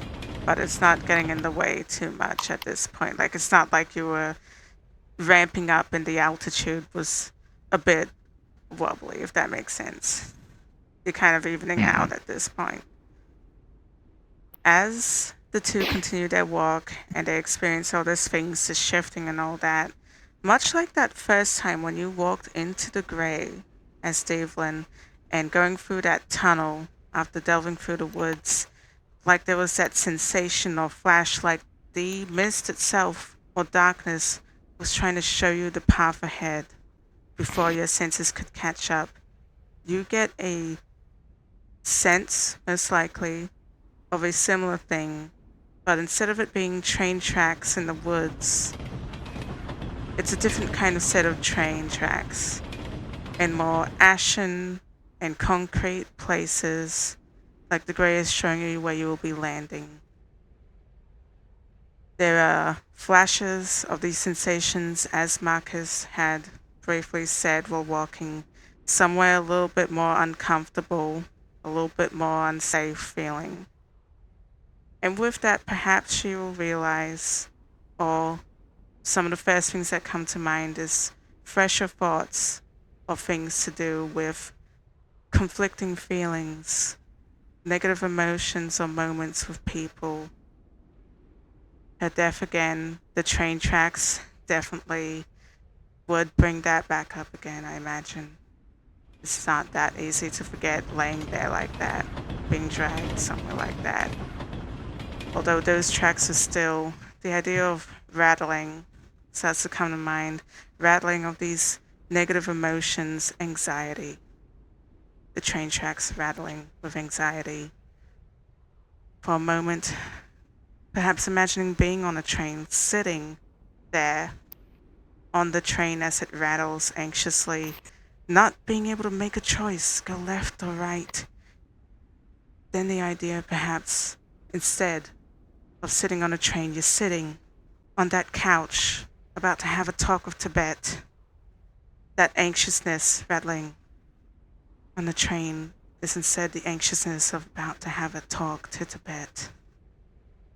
Left or right, swaying back and forth. You find your feet again. You have the courage to stand. Keep walking through the woods. The crunch of ash and concrete now. Your senses start to come back too. And Marcus is rambling away, being like, oh, that's funny. Train tracks, you know what? That kind of makes sense. Oh, these towers, they kind of. I think I'm seeing towers right now. Well, it's definitely not a forest. And you're there, on the path of Markus again. Would her chest feel any sense of danger like she had the first time? In this place, there is that kind of cold flash as we start walking forwards. Give it maybe a couple of steps and it's not as intense, but it's definitely that other sense like the first time with things are watching you and the scars also reacting to that, basically.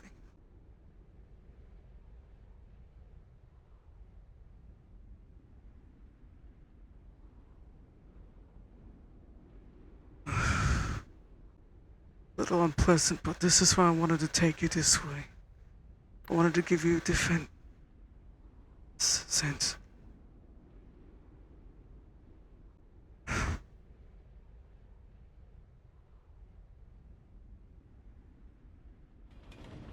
You okay?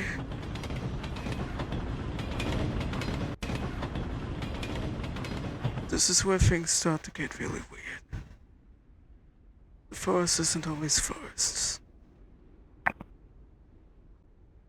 I've been in places that look like trenches before. Deserts, caves. Destroyed cities. I'm worried about things like this. Should I stay or should I go?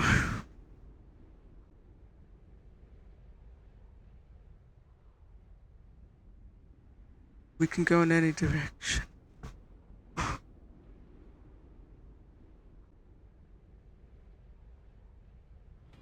I don't want to look at the train tracks right now.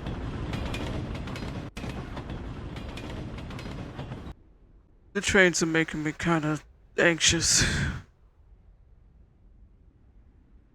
Same. Makes it hard to breathe.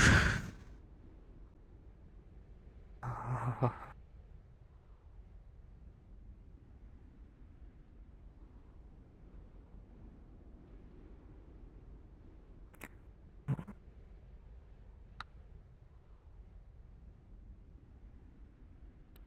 The air seems brazy, if not a bit cold.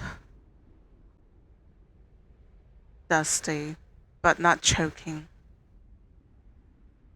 A little irritating to the nose. What on earth could have happened here?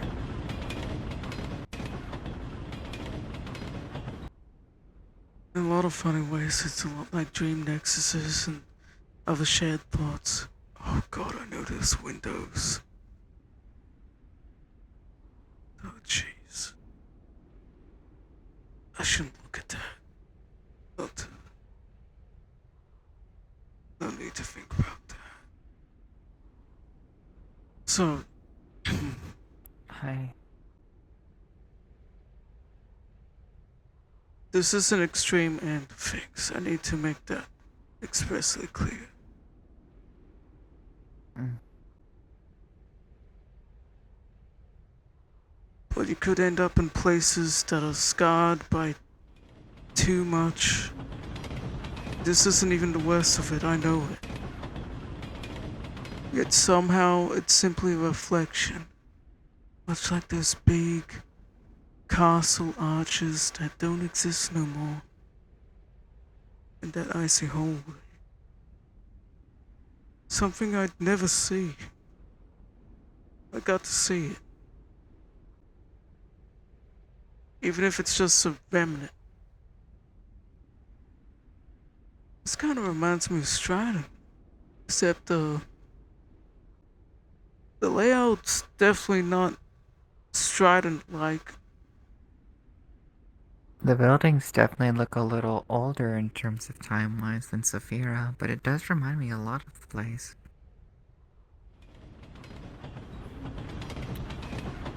Funny thing, there might actually be people living here. My neck feels funny. But I don't know who'd want to live in a place so gut-wrenching.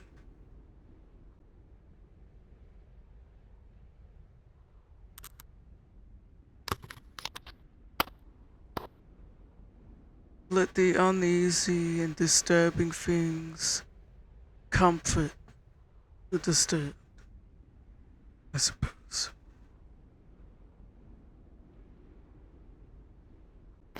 Feels like something's washing up.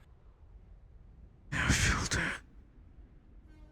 There's a lot of windows and levels.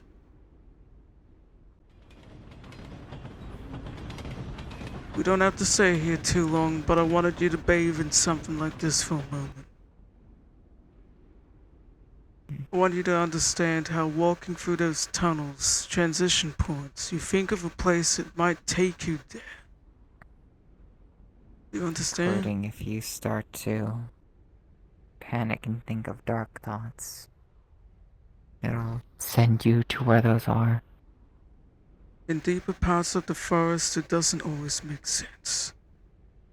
The things you see when your mind is so clear, it's a two-way street.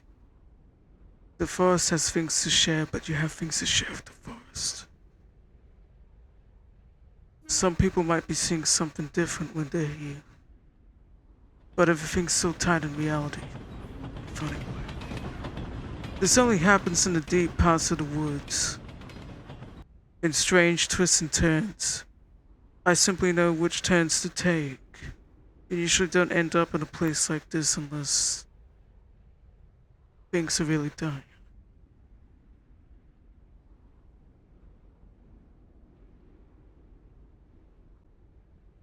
Maybe that's why the gray, in a very weird way, seems rather peaceful in a strange way.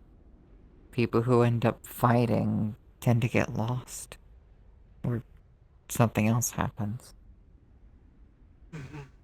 It's also a good way to lose track of people, because if you aren't on the same train of thought, then you aren't going to end up in the same place. You mentioned that earlier when we were going through and such, like getting lost and separated. Exactly.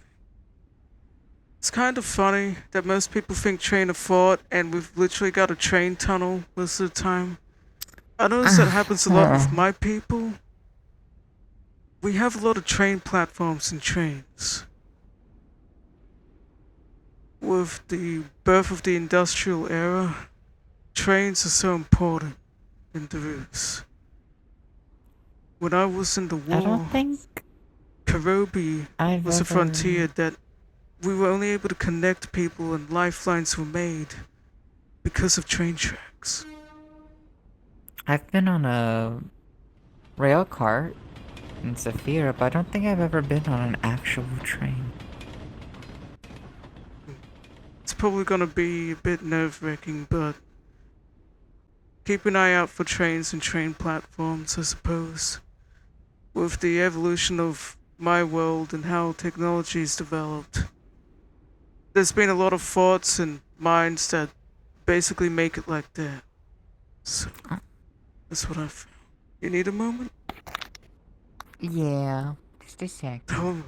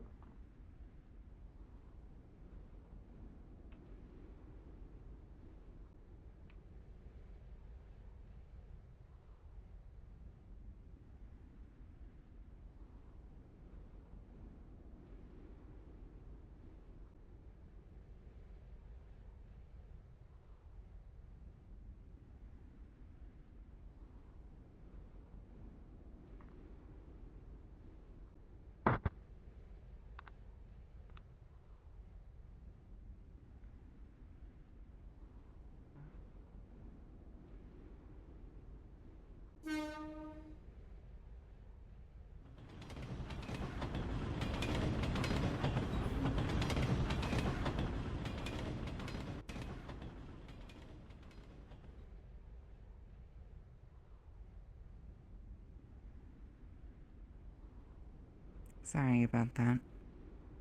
It's okay. We're gonna keep walking a little bit.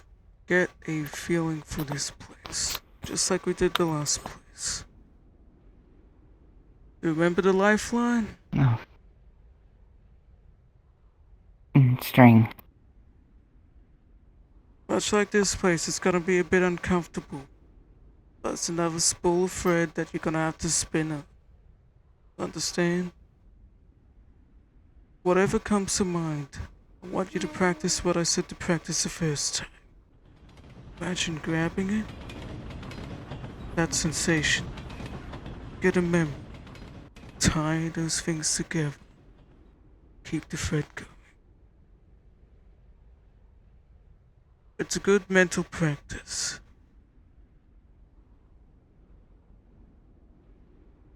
Can you do that for me? I'll tell you want me what to do I'm it now? thinking. Well, we're here at our little pit stop. Get a sense for this area. What are you thinking? I'm feeling conflict. Having to make a hard choice. I'm trying to think about a time where I had to do something like that. I've got plenty of opportunities or places in my mind where that happened. Being stuck at a crossroads and not knowing which way to move my feet or what to have come out of my mouth first. Having to make a call. The moment that I make that call. That's what I'm thinking of, and I'm grabbing it like a little ball of string and tying it.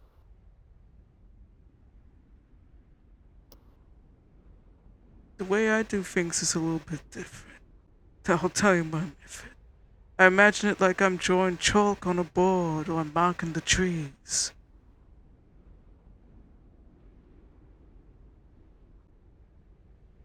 I imagine when I was talking with Tibet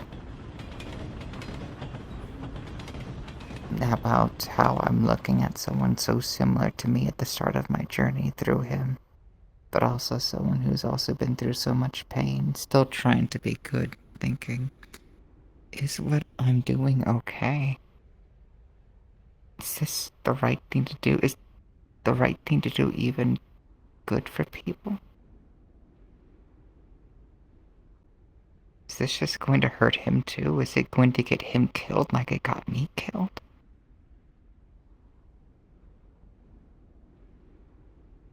I've had a lot of surefire certainties and I move with a lot of confidence.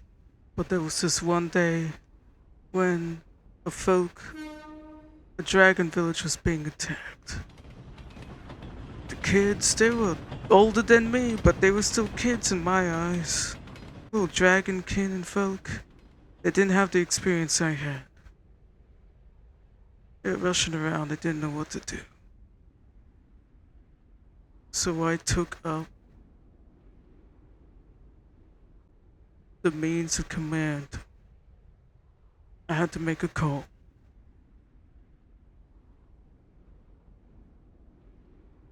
I saved people that they commend me. But the choice was hard. Okay. I've marked my spot here. Are you ready to keep walking? Yeah. We'll go to something a little less anxiety-inducing. How about that? Well, it's not gonna be any easier.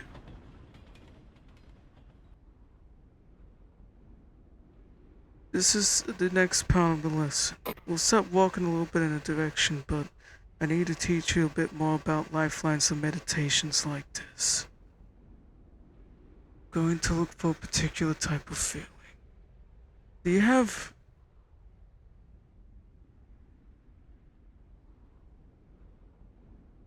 Okay, 1 second. I need to focus on this. This one's a bit harder for me. Or perhaps you can choose instead. I'll let you choose the direction. You need to think about something much like how I was thinking something unsettled. Conflict of interest, anxiety. We're going to go deeper. I'll let you choose the direction. What kind of thing are you okay with treading on that might be a bit heavy? Make you move slow like sadness.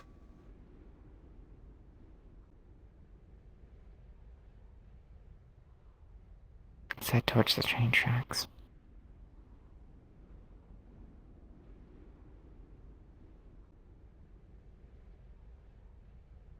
This next part's gonna be really important when we start walking this way. I need you to remember me.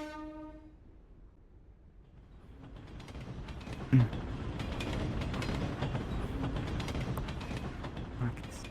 We can cross the road there. Lena.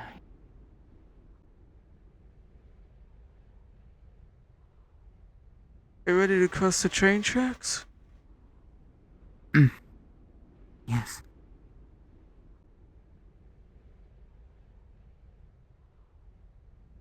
I think you're ready for this.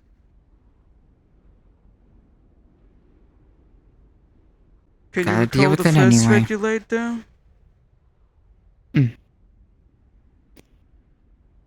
My first night at the camp.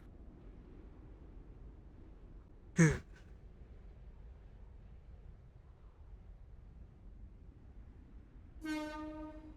For me, it was sitting at a nice little waterfront. Oh, sorry, wrong waterfront. A little port area restaurant. Warm, seafood. I was with the boys. Captain Cornelius Glow. I was shouting everything.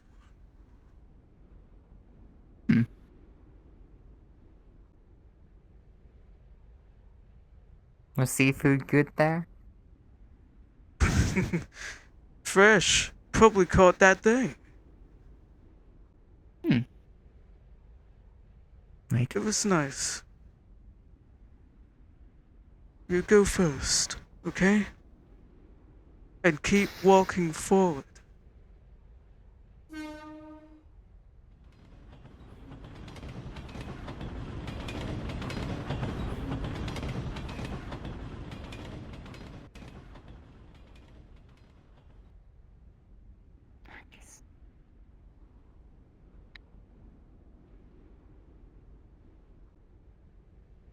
Just gotta remember him.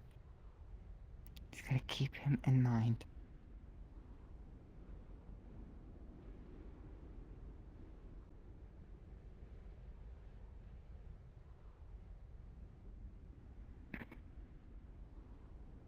What kind of memory or feelings is Divalin thinking about as she's trying to carve a new path?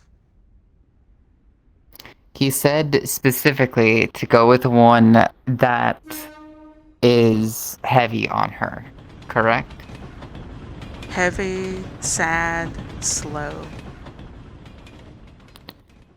How she is handling and coping with the death of her child. What kind of place was that like? Or a place that she tagged Where it as? in this particular memory, it is actually a map that we have been on. Because it was at the shrine when she talked to Markus. Would you be okay with finding it and dropping it? Absolutely. If we would like to card down. Yes, I'll give you a moment to find it. We can What do you also think just of go this to little any journey shrine. thing? Yeah, if you got like a random shrine It thing or whatever. feels reflect. Oh, I think I actually just found it immediately. Yeah, anything suits. Hold on. I'm gonna save these two in case it's one of these two. Because both of them look similar. It's a funny thing, right? You gotta know and explore yourself a little bit the deeper in the woods you go. Gotta look at different sides of you, different aspects. Because In particular, she wants to hit on the fact of how if she is mourning her child properly, and the times where it was brought up in her life again. Because honestly, I think right now, especially for a first time, she is way too afraid and like sad to actually confront her child's death itself. I don't think she would dare try that yet. I think She Marcus doesn't think she'd Marcus win at that least fight. expects that she would choose something that's strong, but it wouldn't overwhelm her. He hopes that she would. But if for some reason it didn't work that way or it spiraled out of control a bit, Marcus hopes that you remembering him will help him a little bit. Well, that's kind of also one of the reasons she thought of this is because she was also with Marcus talking about Very these particular smart, very things. smart. It helped connect it to Marcus in some kind of way. This is because she was also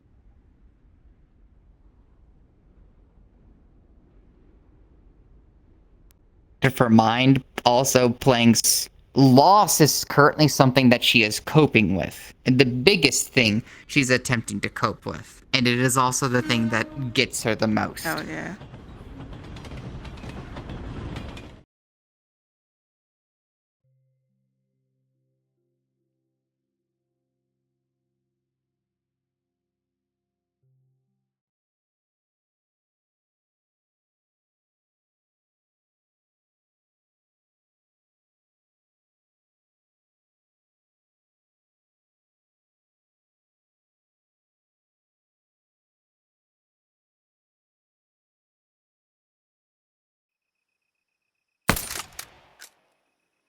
This is not it, Chief.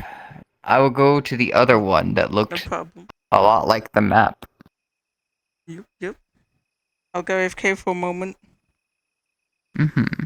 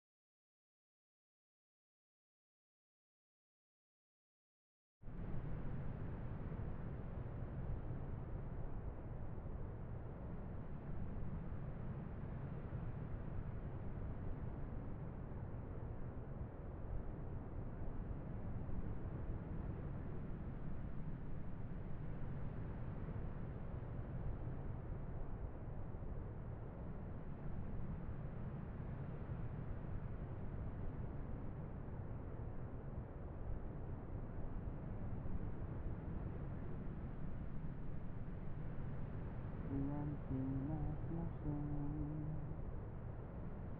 It got me open just to watch me bleed. Gave up who I am for who I wanted me to be. Don't know what I'm hoping, but what I won't pursue.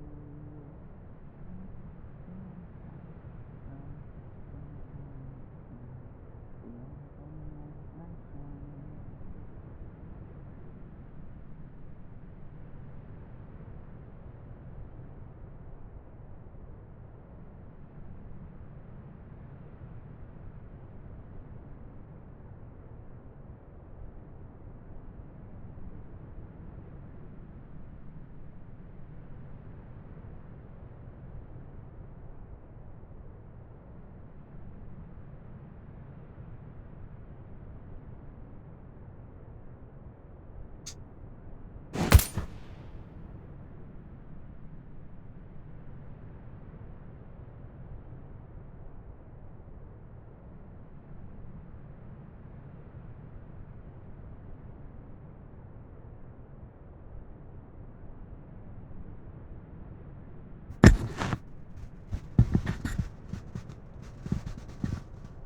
Don't know why I'm open.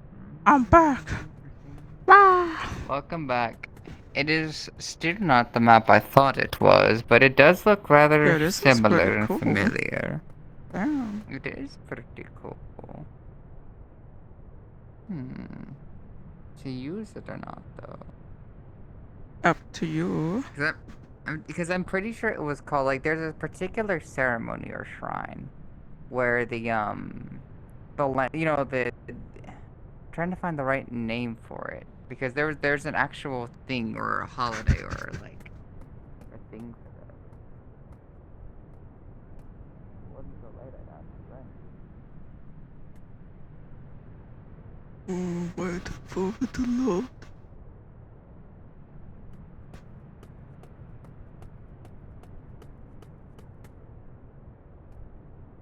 Damn. I'm tall. I'm invisible, but I'm tall. You are? That's crazy. I keep forgetting. Wait.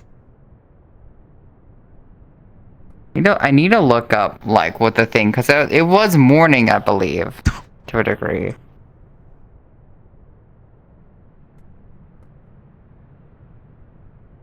Mm-hmm. It was a yearly tradition for, like, mourning and also, like, good wells to those who have passed. Yeah. Let me look that up, actually, because I think that was the name of the world.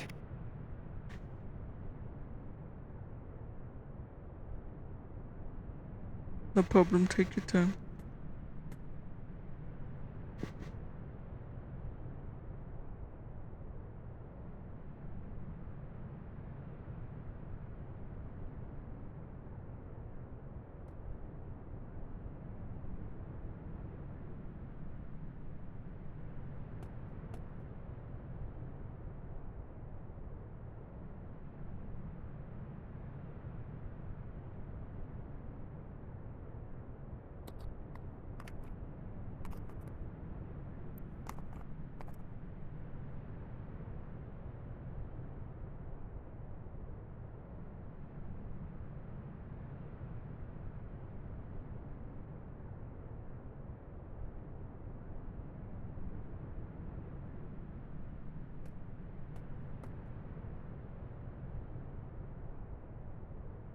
Alright, for sending lanterns.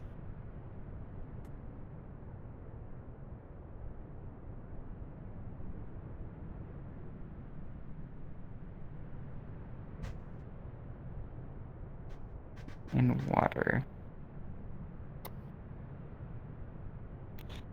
Toro Nagashi. It's also okay if it's not the exact same thing, because that's kind of the funny Oh yeah, no, nature because of our the memory. gray. Like Yeah, like you're 'cause, like, saying, the it's kind of whole... hodgepodges. There's probably many other more old timey people's thoughts of like similar things going through that path too, making that forest seem a bit funny. Yeah. I think I It's just cute. wanted a shrine-like map that had a little bit more room for them to walk around and look at. Is there more room in the map for us to go and, like, look at? It looks like there's more over here.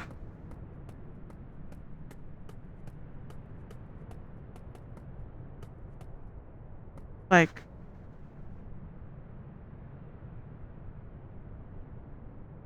Okay. Oh, maybe there's a path here.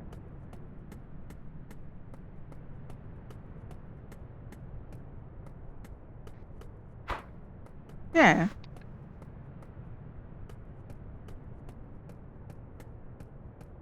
Okay. And... Oh, wait, I think I... Oh. No, it's just a Torii Gate forest.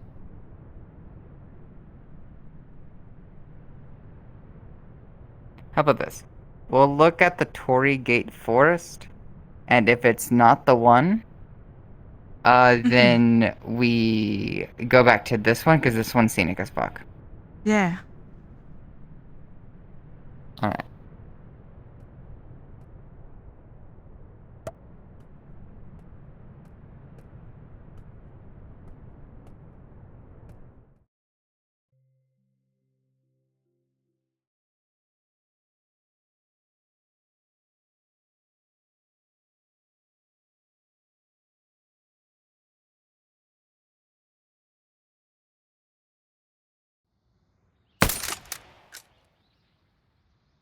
Ooh, this is kind of cool though. Big walkway. Kind of It curious. is a big walkway. Let's see what else there is in terms of this map. Mm-hmm. Just a funny nebulous shadow, don't mind me. Mm-hmm.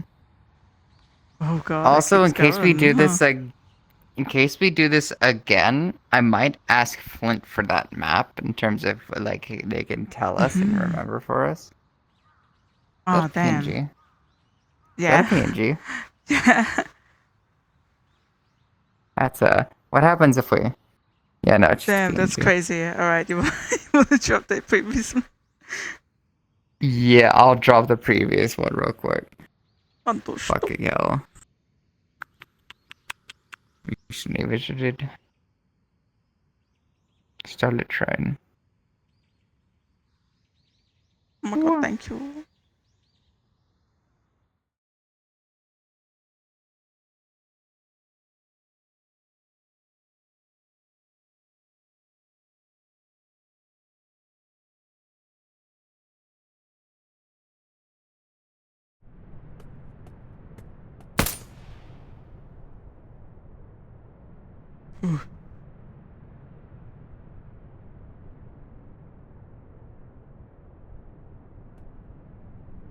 Oh, old tone mapping.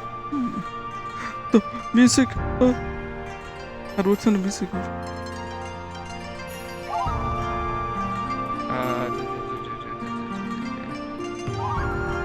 Is there music?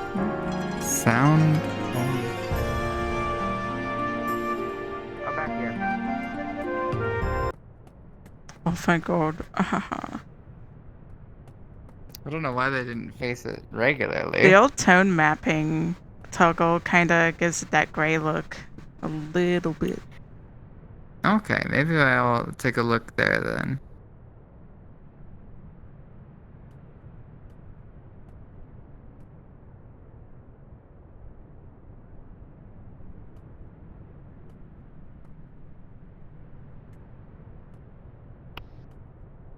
Oh, come on, hips. Please. Hips, no. please. Don't worry, the adventure will be over soon. I promise. Okay, I think I can fix it up. Hang on. You sure? Yeah, I just gotta put this on.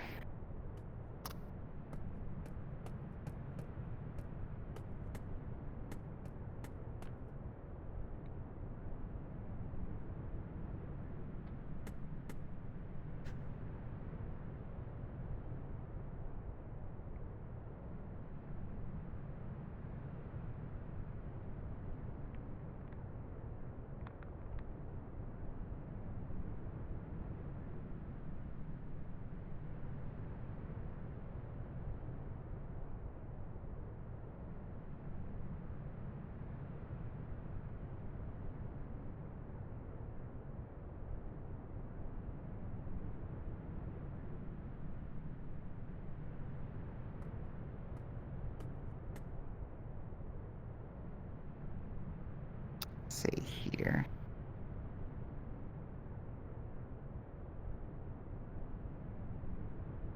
Ready when you are.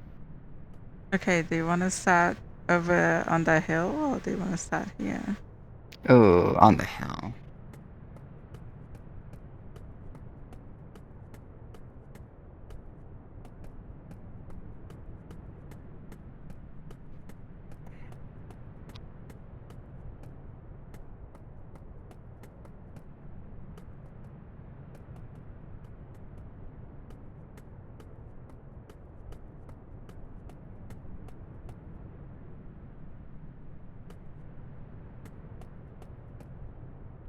So,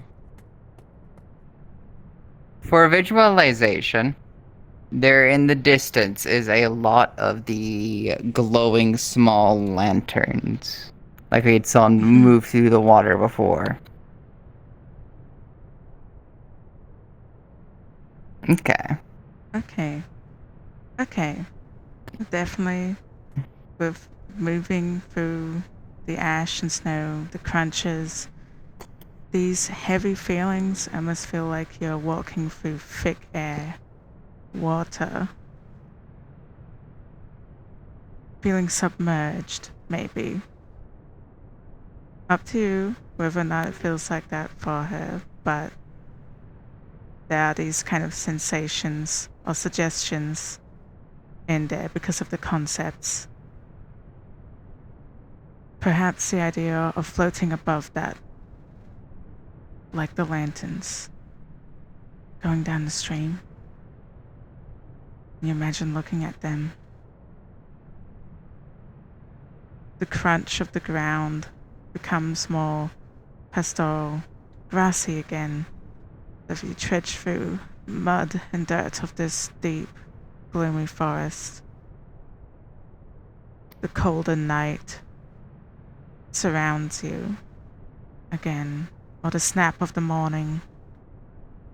It helps perhaps bring you to this place. Realize where you're standing now.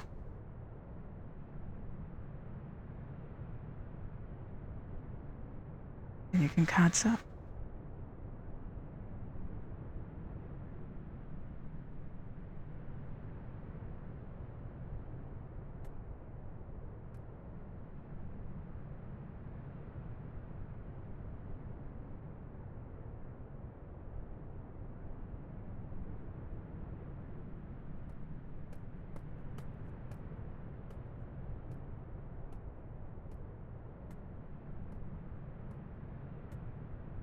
Although you can't see people, it feels like there's chattering. Perhaps it's the idea of the kind of people that would have been here, talking, mourning, more somber, more calm conversation, respectful reverence, even. Figures shift and shuffle in the distance, actually. Other people are here? But when you try to focus on it, it seems like maybe that wasn't the case. A similar sensation from before, that one little maintenance shack that was on the edge of the grey. It's a similar kind of feeling when you look upon these people. Are they there? Are they not? Feels a bit surreal.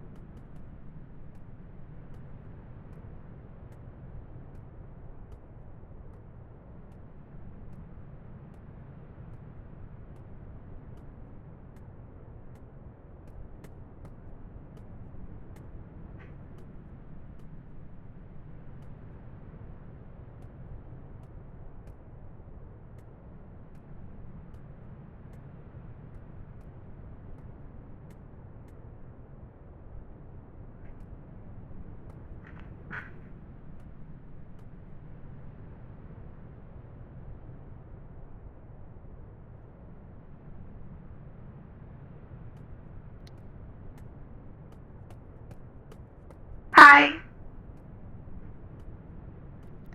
Hello. Why don't you have a mask? I do not need one here. Oh. Okay.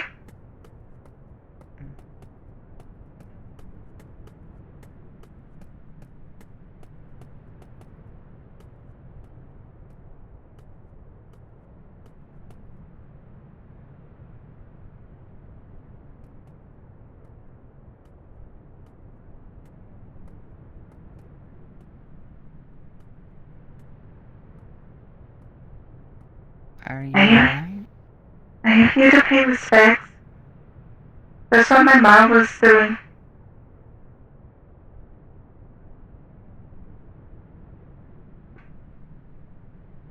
Oh. Uh, sorry for being rude then.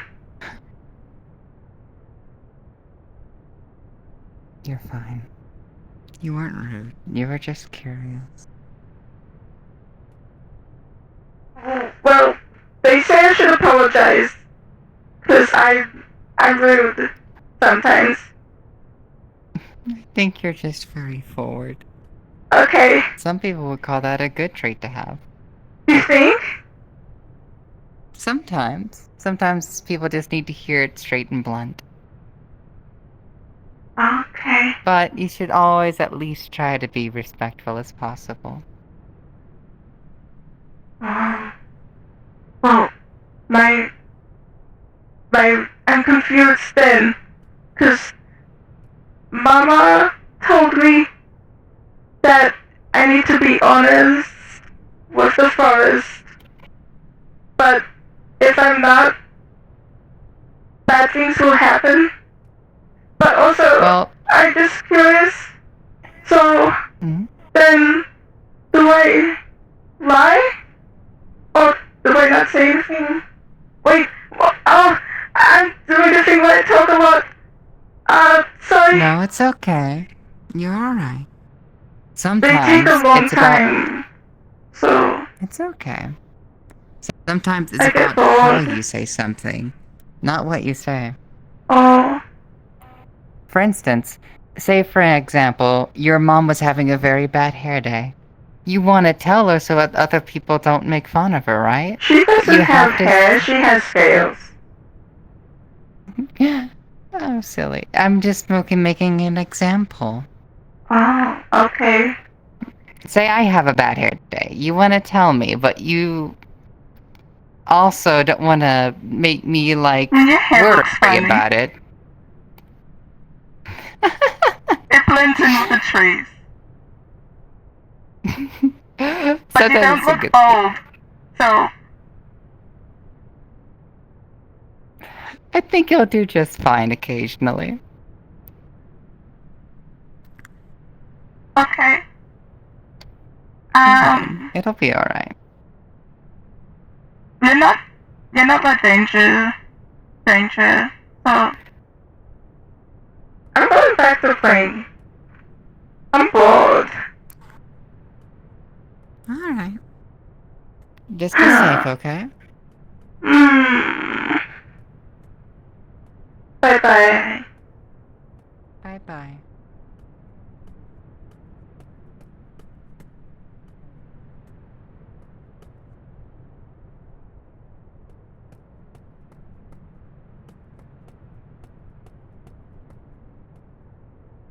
Everything connects.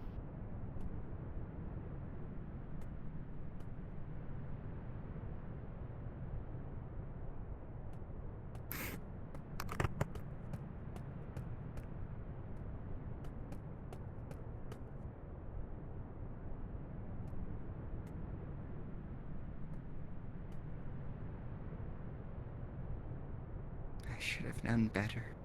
The very first fucking day.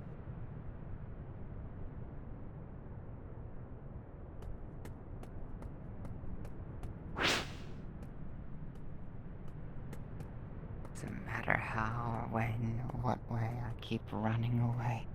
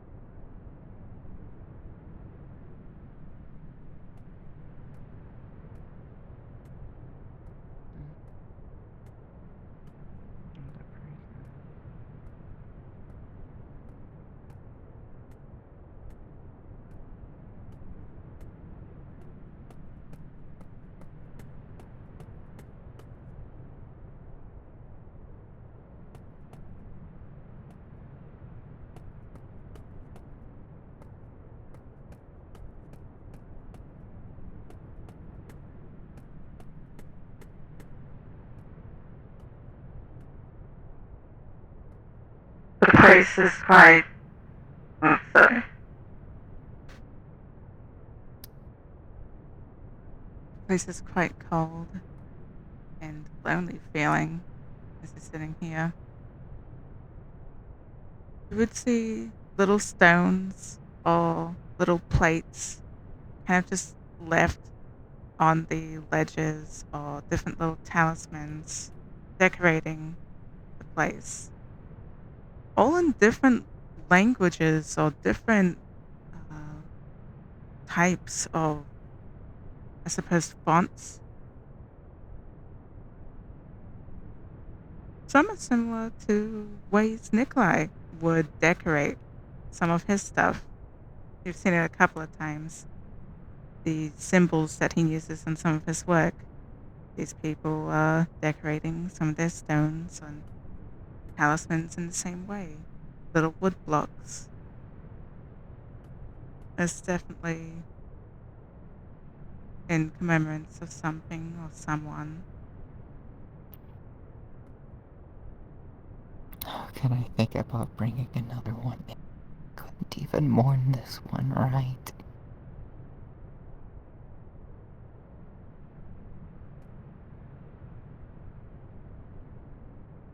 You'd hear different I was footsteps Friday. of different people visiting, but they are glimpses. Small connections for a moment, like the faint visage of the person from before, or the child in the gas mask, frolicking around, waiting for their mother to pay respects, obviously for quite some time.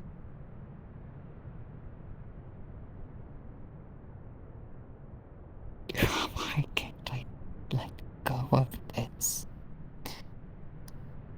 Isn't that a part of grieving?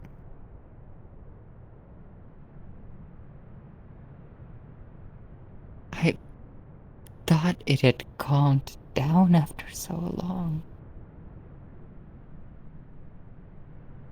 No, I just been away, not looking at it again.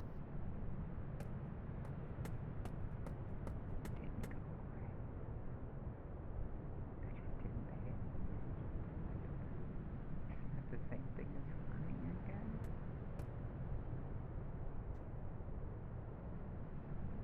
How do I mourn?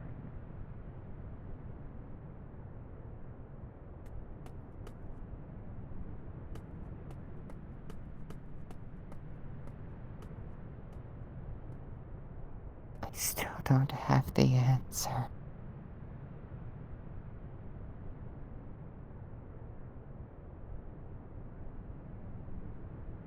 Should I have avenged you?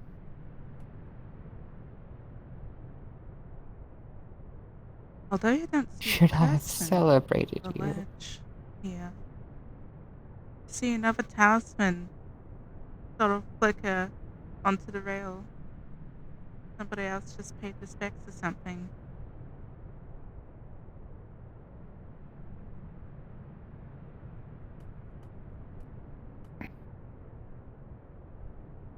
Which row?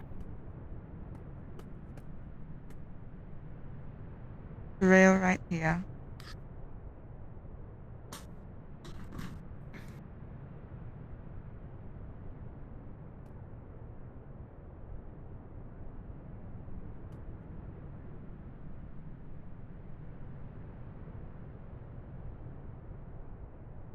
Some of it doesn't really make sense. Again, it's in a similar font that Nikolai sometimes writes in. I've gotta Sounds like learn his gibberish. language. So, much like some other things, or like the tree earlier, you can feel intent. You've had this lesson as well elsewhere. Dream of Kira. This your intent is also intent of others, is enough.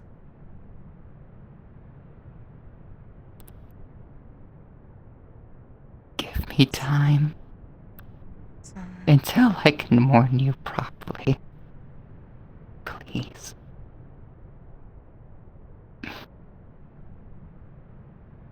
you leaning close to some of these things. This one that seems to be in a similar language to Nikolai is saying, thank you for all the wonderful times that I imagine we could keep having together if you were here. A concept like that. This rail with all its little tokens is a bit intense. To the left, you are flanked by maybe the concept of I'm looking forward to meeting you again in the next one. Or I hope I can die on the street where you live.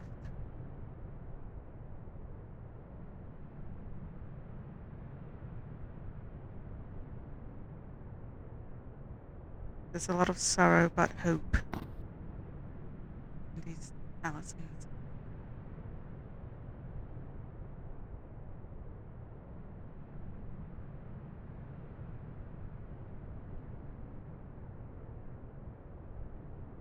I'll find a way to mourn you. Mourn you right. I couldn't have been him. Thank you for showing me such a wonderful time. You made me a better person than I could be.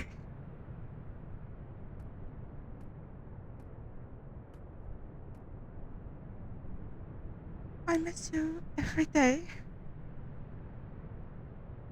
Wherever you are now, please stay safe.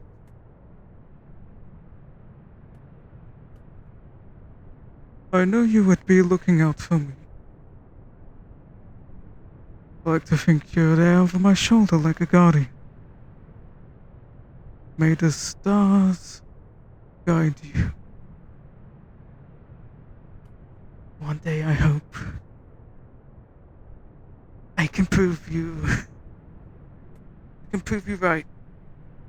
I'm worthy of your praise.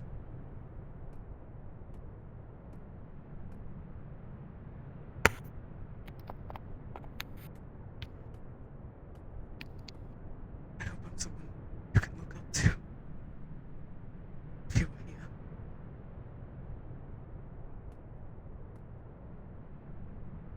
I hope.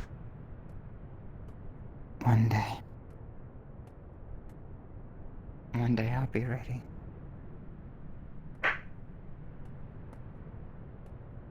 Mama misses you a lot. Please come back. You make her cry.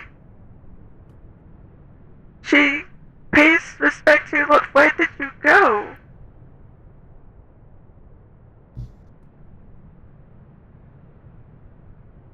You're being really mean, you know.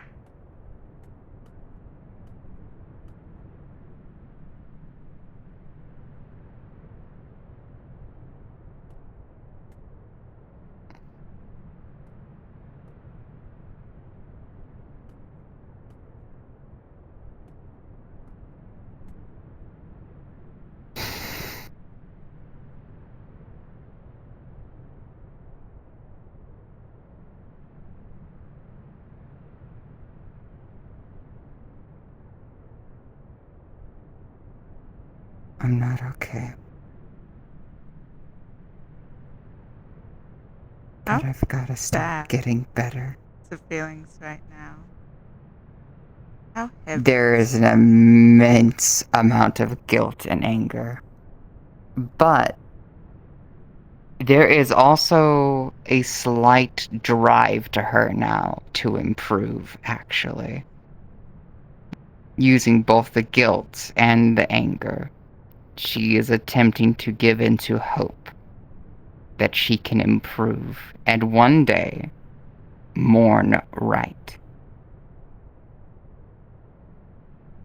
Then perhaps all the hope that people have left you with. There's another sensation in the wind up here on the railing. Just for a brief moment. Up to you whether or not she'd feel it. If the emotion she's feeling right now are too overwhelming. Perhaps the cold, her chest, can go unnoticed. But it's there for a moment. Something with malicious intent. Goodbye. Something with what intent?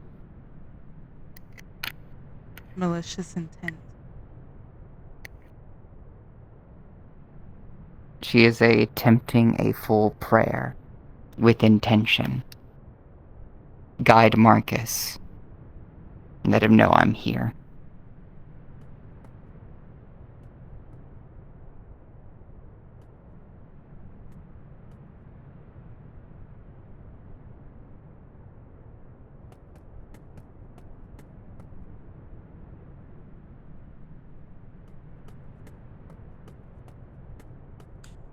The wind This would is a place calm. of...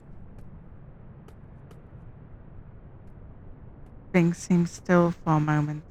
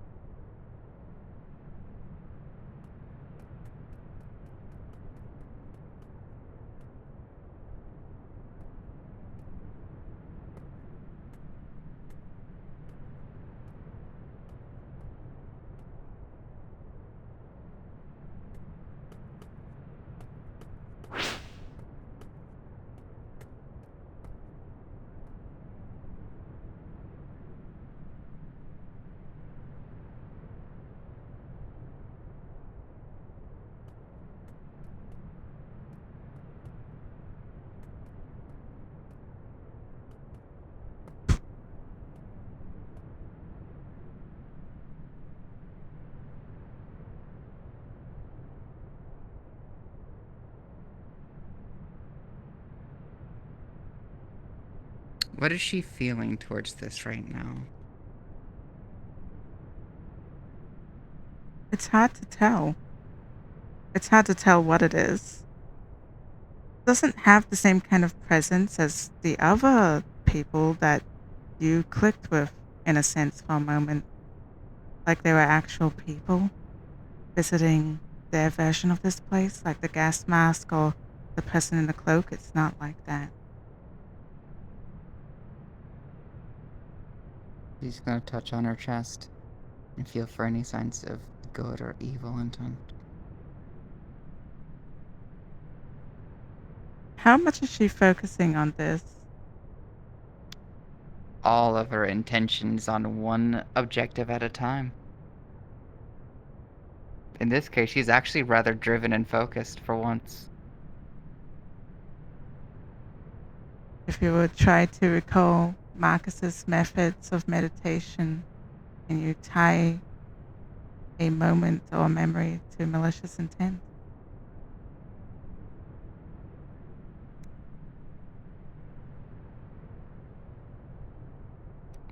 The aggressiveness in which someone intended harm upon her. The symbol of the ball cult.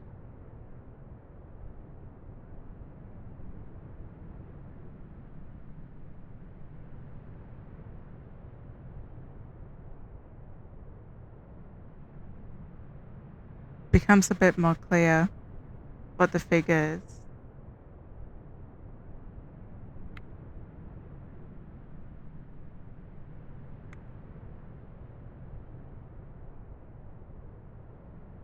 It's not Nikolai. That's for sure.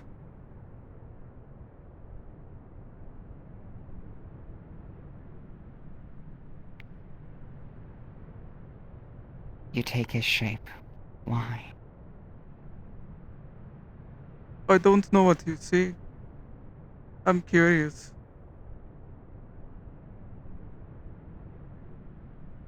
That of someone I know very well.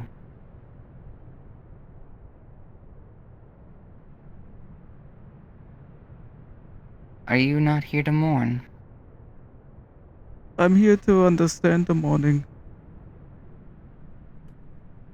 I want to...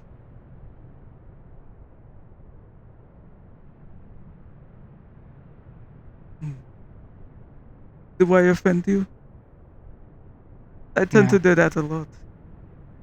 Your confusion does not offend me. It's so curious. I'm curious like a child. Have you ever made something? Or cared about something? Or enjoyed something? No, not yet. I figure I can find out about enjoying things if I know the things people enjoy and they lose. There's a lot to learn about what people care about and enjoy when they finally regret losing it. Because they don't know what they like. A lot of people don't appreciate what they have until it is gone. That's the same. But by that point, I've heard it. it is too late. It is true. It is all the more reason that you must learn from what you lost, I suppose. I'm still trying to understand how to myself, if I'm being honest with you.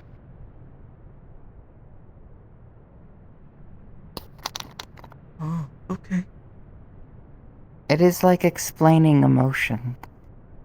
It is hard to comprehend, and it's a lot like this place. Not everything has to make sense. If I see it for myself, it makes a lot of sense to someone like me. Feels like he's looking through you. For once, I think she's going to allow it, if not for the intention of what they're trying to do. Though the intent wasn't too clear, though malicious, or perhaps in this way, the closer you get, it's more on the lines or the umbrella of selfishness, pure self interest, an interruption of privacy. It's looking into you, like trying to sift It- through memories or It shuffle would through get bullshit. a flash of pink as if something's trying to avert its eyes.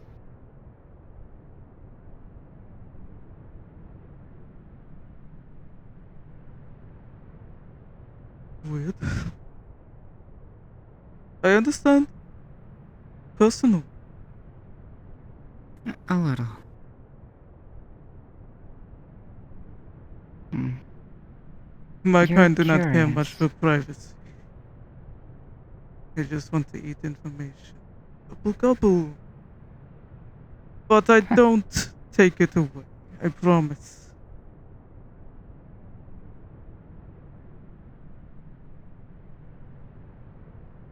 In a very weird way. I guess I would understand something that wasn't born with such knowledge of things being curious to find out for themselves. It is important to understand it, though.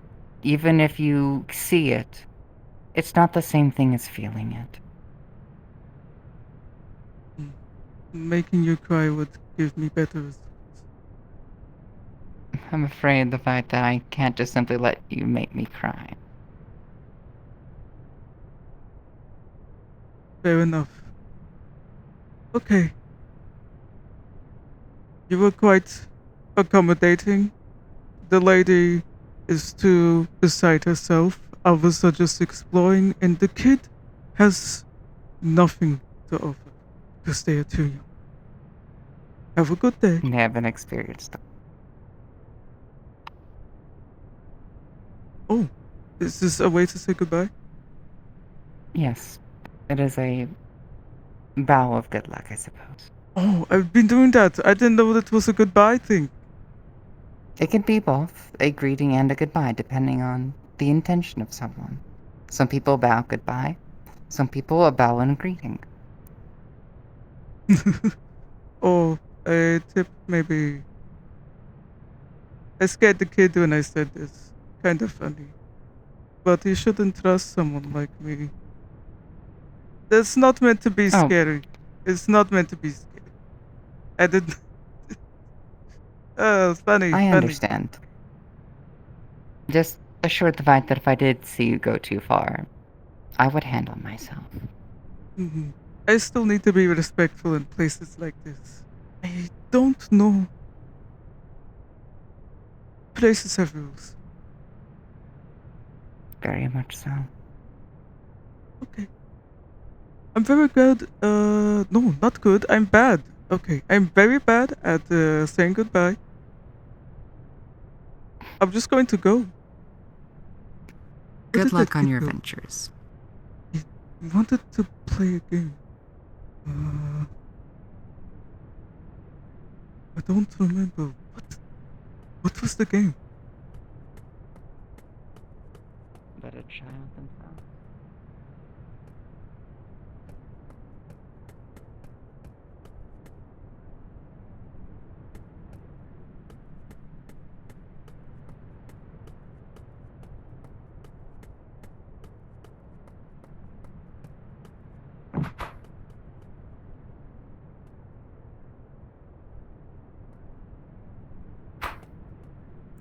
It's time I go to Markus.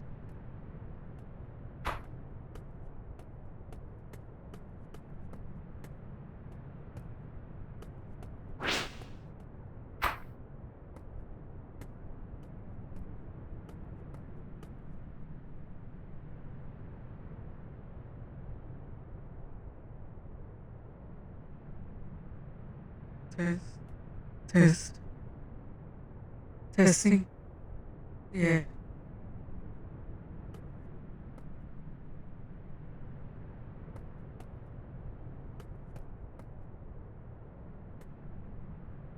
Do I go back to the first place?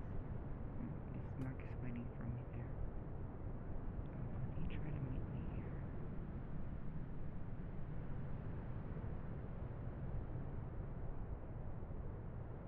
You may need to Test. give me the strength I need to unlock Hey. for a reason. Ababa.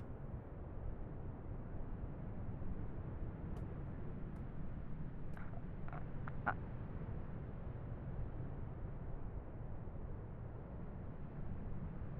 is it just another one?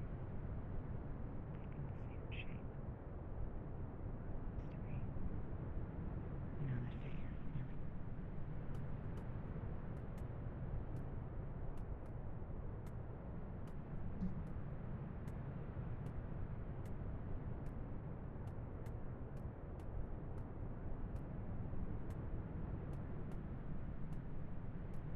I didn't specify minor.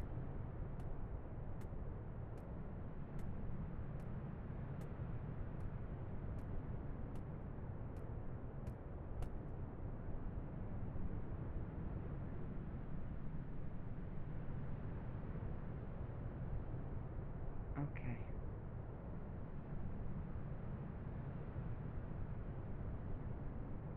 Taking a break? Yeah. Hmm. Are you alright?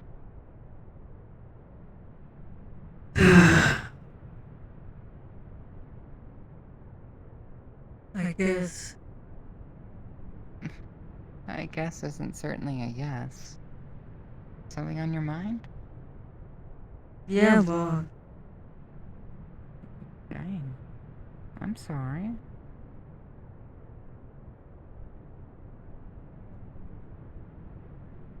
If you don't want me to pry it out, I'm not going to. But if you want to talk about it for a second, I got a moment of time.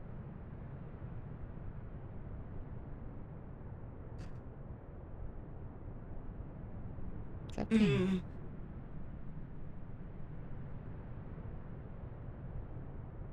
I mean,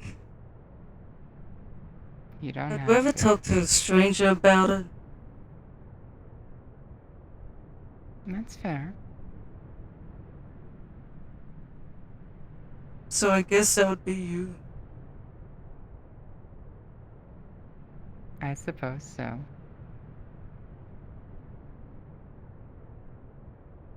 Mind if I sit near? Sure.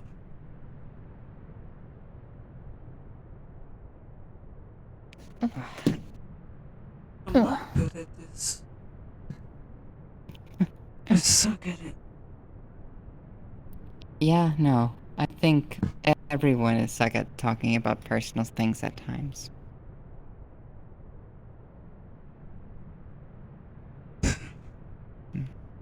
Okay, maybe then at that point, being blunt is the best. What troubles you? I feel like an absolute failure. Do you know why you feel that way? Because there's so many people I've failed.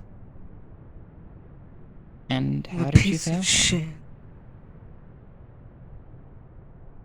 Well, I'm not a good son. What makes you say that? Expectations have failed to meet expectations. Whose expectations? Your parents? Yeah.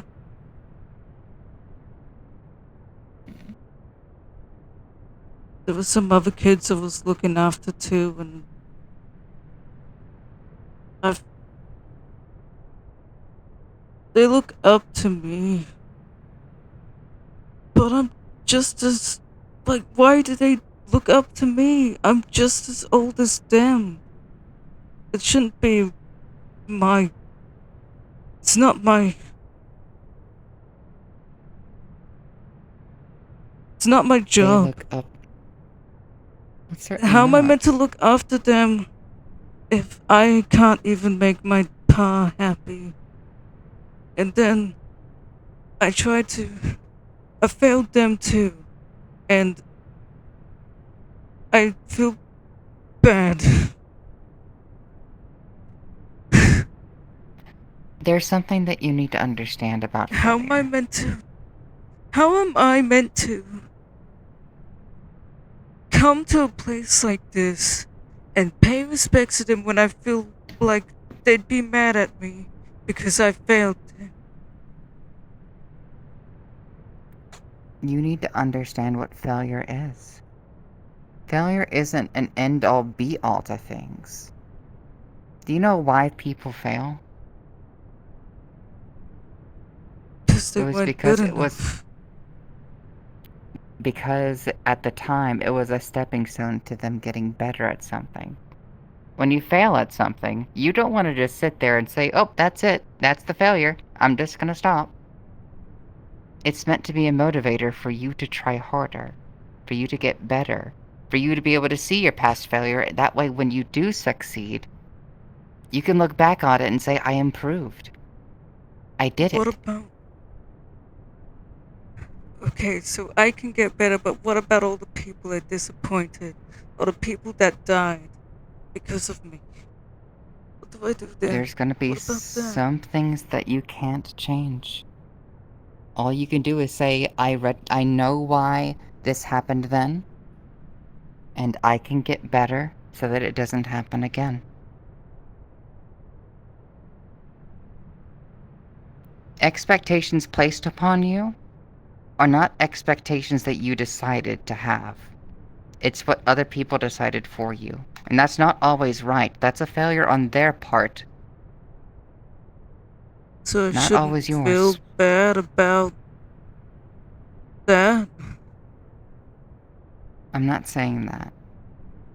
What I am saying is any bad feelings that you do have aren't always your fault. But you could take those bad feelings and improve from them to become better. That way, when the next time comes around that something happens, you've been through this before. Take what you know then, and change what can happen now. It's easier said when it's a kid that's dead. It's never meant to be easy. That kid was a person. And they deserve to be respected for everything they could have done in the life they had. They That's were my also the world, and reason. because I wasn't good enough, their world was. They were so young. And so are you. I don't feel ready for this. Maybe not. But what are you going to do about it if you don't feel like you're ready yet? Guess I just gotta. I don't know. I don't know. Try not to focus on expectations from other people. They're not your own. They're not what you decided to devote yourself to yet. If you decided to devote yourself to them, there you go. That'd be a different story. But it's what other people are trying to put on you. You gotta follow what you feel carries you forward, not what other people do. Because if you keep following other people's paths, then what's gonna happen? You've been doing that this entire time, and it hasn't been working. I just want to be a good dad. Then work towards that. I feel like I already failed. Remember what we say about failure. You can learn from it and change for the next time. Sure, this time you failed. But there's no guarantee that another chance at something like this happening won't come around.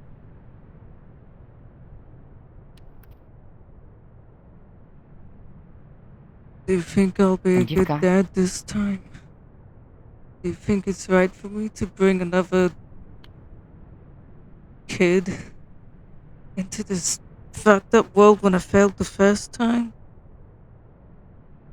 I think that when time comes, you'll know from this time how things can be different. You'll grow from this. So that way when you do have another kid,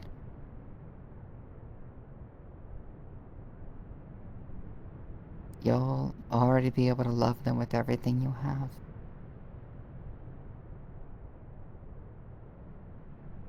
You talk like If you you know what you're saying, so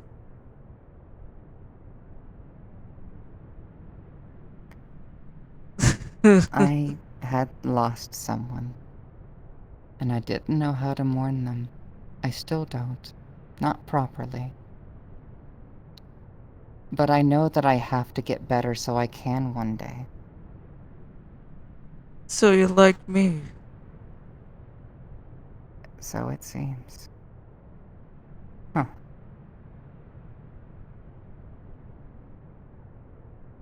One day, I believe I can be better. And I believe I can be allowed that chance again. Until then, I gotta keep growing so that way when it does come, I'll be able to be happy alongside whatever I do bring. I'm really bad at paying respects. I just try not to think about it. I should think about it. Think about it, but just remember. Ironic and hypocritical to say. Torturing yourself over it won't help you grow. Okay, well, I'll stop touching myself if you stop touching yourself. How about a pinky promise to try? And if we fail, we Grow. get better, right? That's like what you said before. If we fail, we know why we failed. And we can grow from that. The point is to do our best. And to understand why we failed when we do. So that way we don't make the same mistakes. Mistakes suck, You, especially when life's on. I think so long as you keep this attitude, and you keep trucking along, yeah, I do think you're going to be a great dad one day. You gotta give yourself time.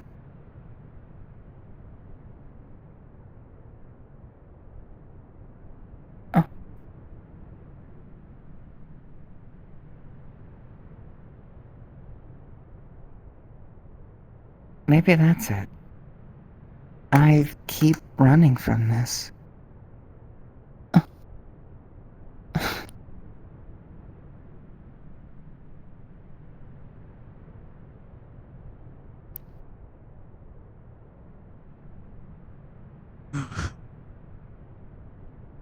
Would you believe me if I told you that I saw a younger you?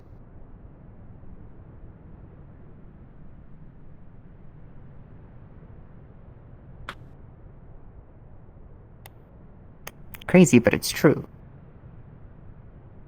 Huh. Oh god, we have some similarities about ourselves.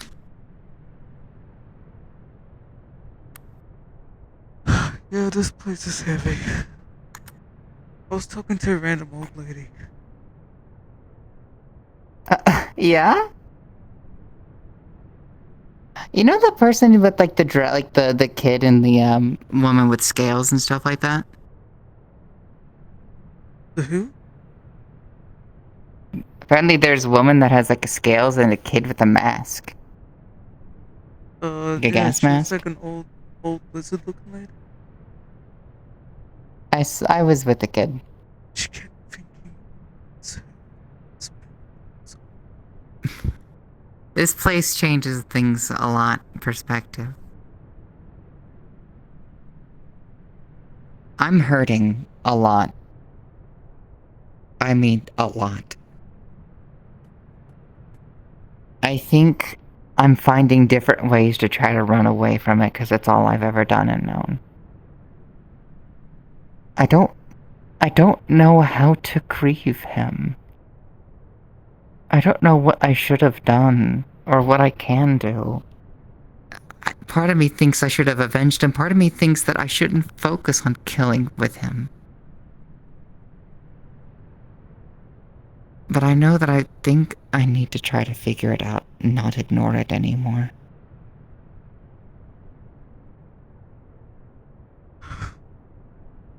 I want to talk with Nikolai about this at some point. Maybe finding a way to help me mourn.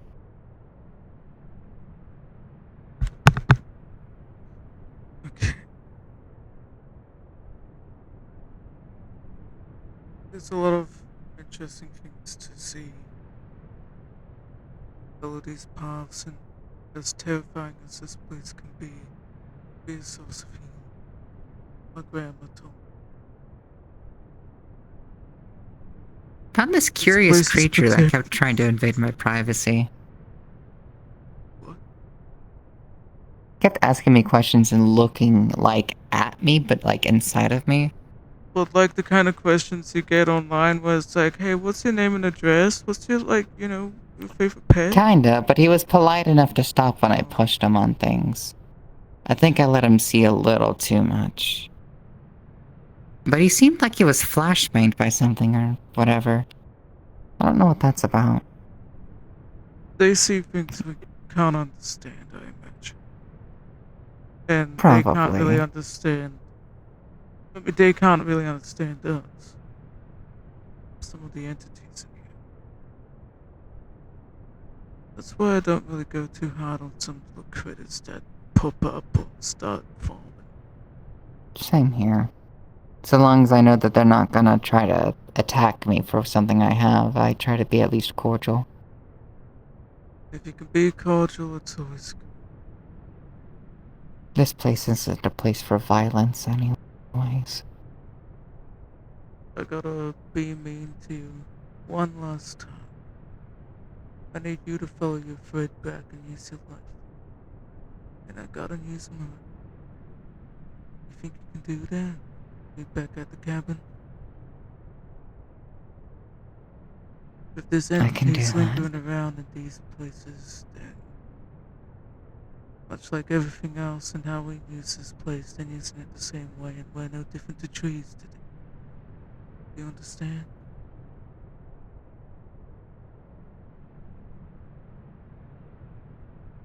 As long as we don't Stay on use my our line. abilities too much, then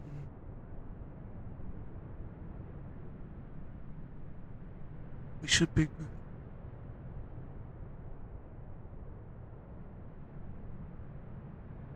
You're gonna be a great dad.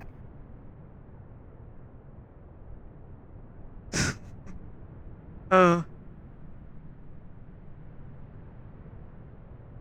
I'm glad.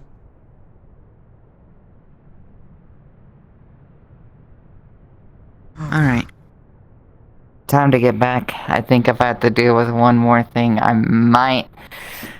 get overwhelmed. Ugh.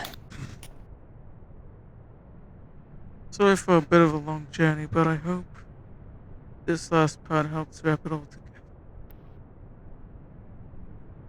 I think it helped a little more than I thought it would, actually.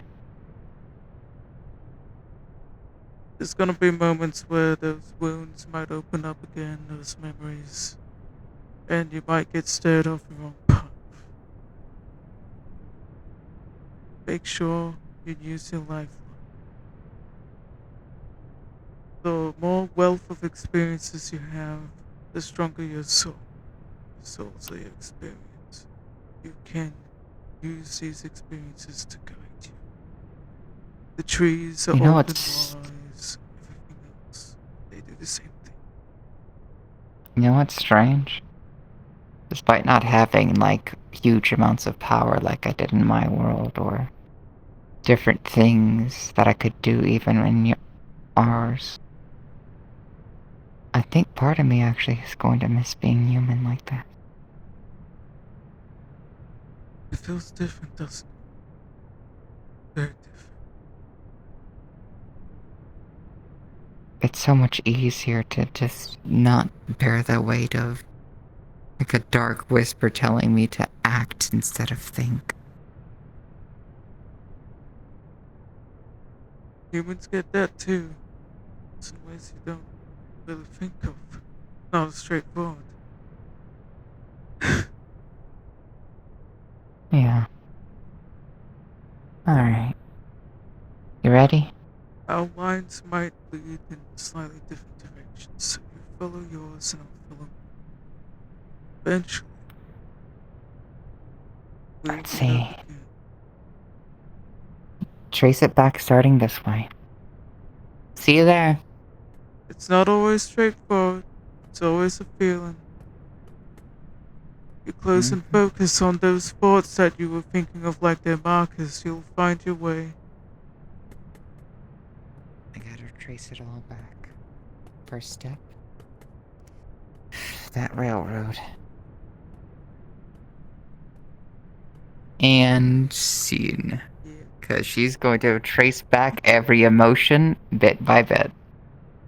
And that would basically be Mark's lesson on tethering and having to deal with different parts of the woods, basically bringing forth different emotions or trying to connect or see through you, basically. But the She's general going thing is the to... lifeline. She's going to just flop on Nikolai and just be like, Aw. we gotta talk. I hope it was an interesting walk because, yeah, the woods get very surreal. And the big thing is Marcus was taking you through the extremely purposefully surreal parts to help test or teach you how to basically make a lifeline for yourself. It's a It's better meditation to practice. experience and know the knowledge of interacting with it than being caught up without knowledge. It It's is that literally part the of safety like, net at this okay, point. he's literally going to abandon you in an uncomfortable place and tell you to focus on a particular, like, sad or heavy sort of feeling. So he basically went his own route and was hoping to Hand basically, yeah. holding in the grade just doesn't work. Mhm. Not how it's gonna function. I And mean, the worst thing they Marcus could would do be is sure to honestly give you more of mix... the Blue Lotus, but he'd say, please go easy on it, doll. It can help you relax and give you clairvoyance. She'd be And he'd be understanding. like, next time we do this, we will not be aided by the Lotus.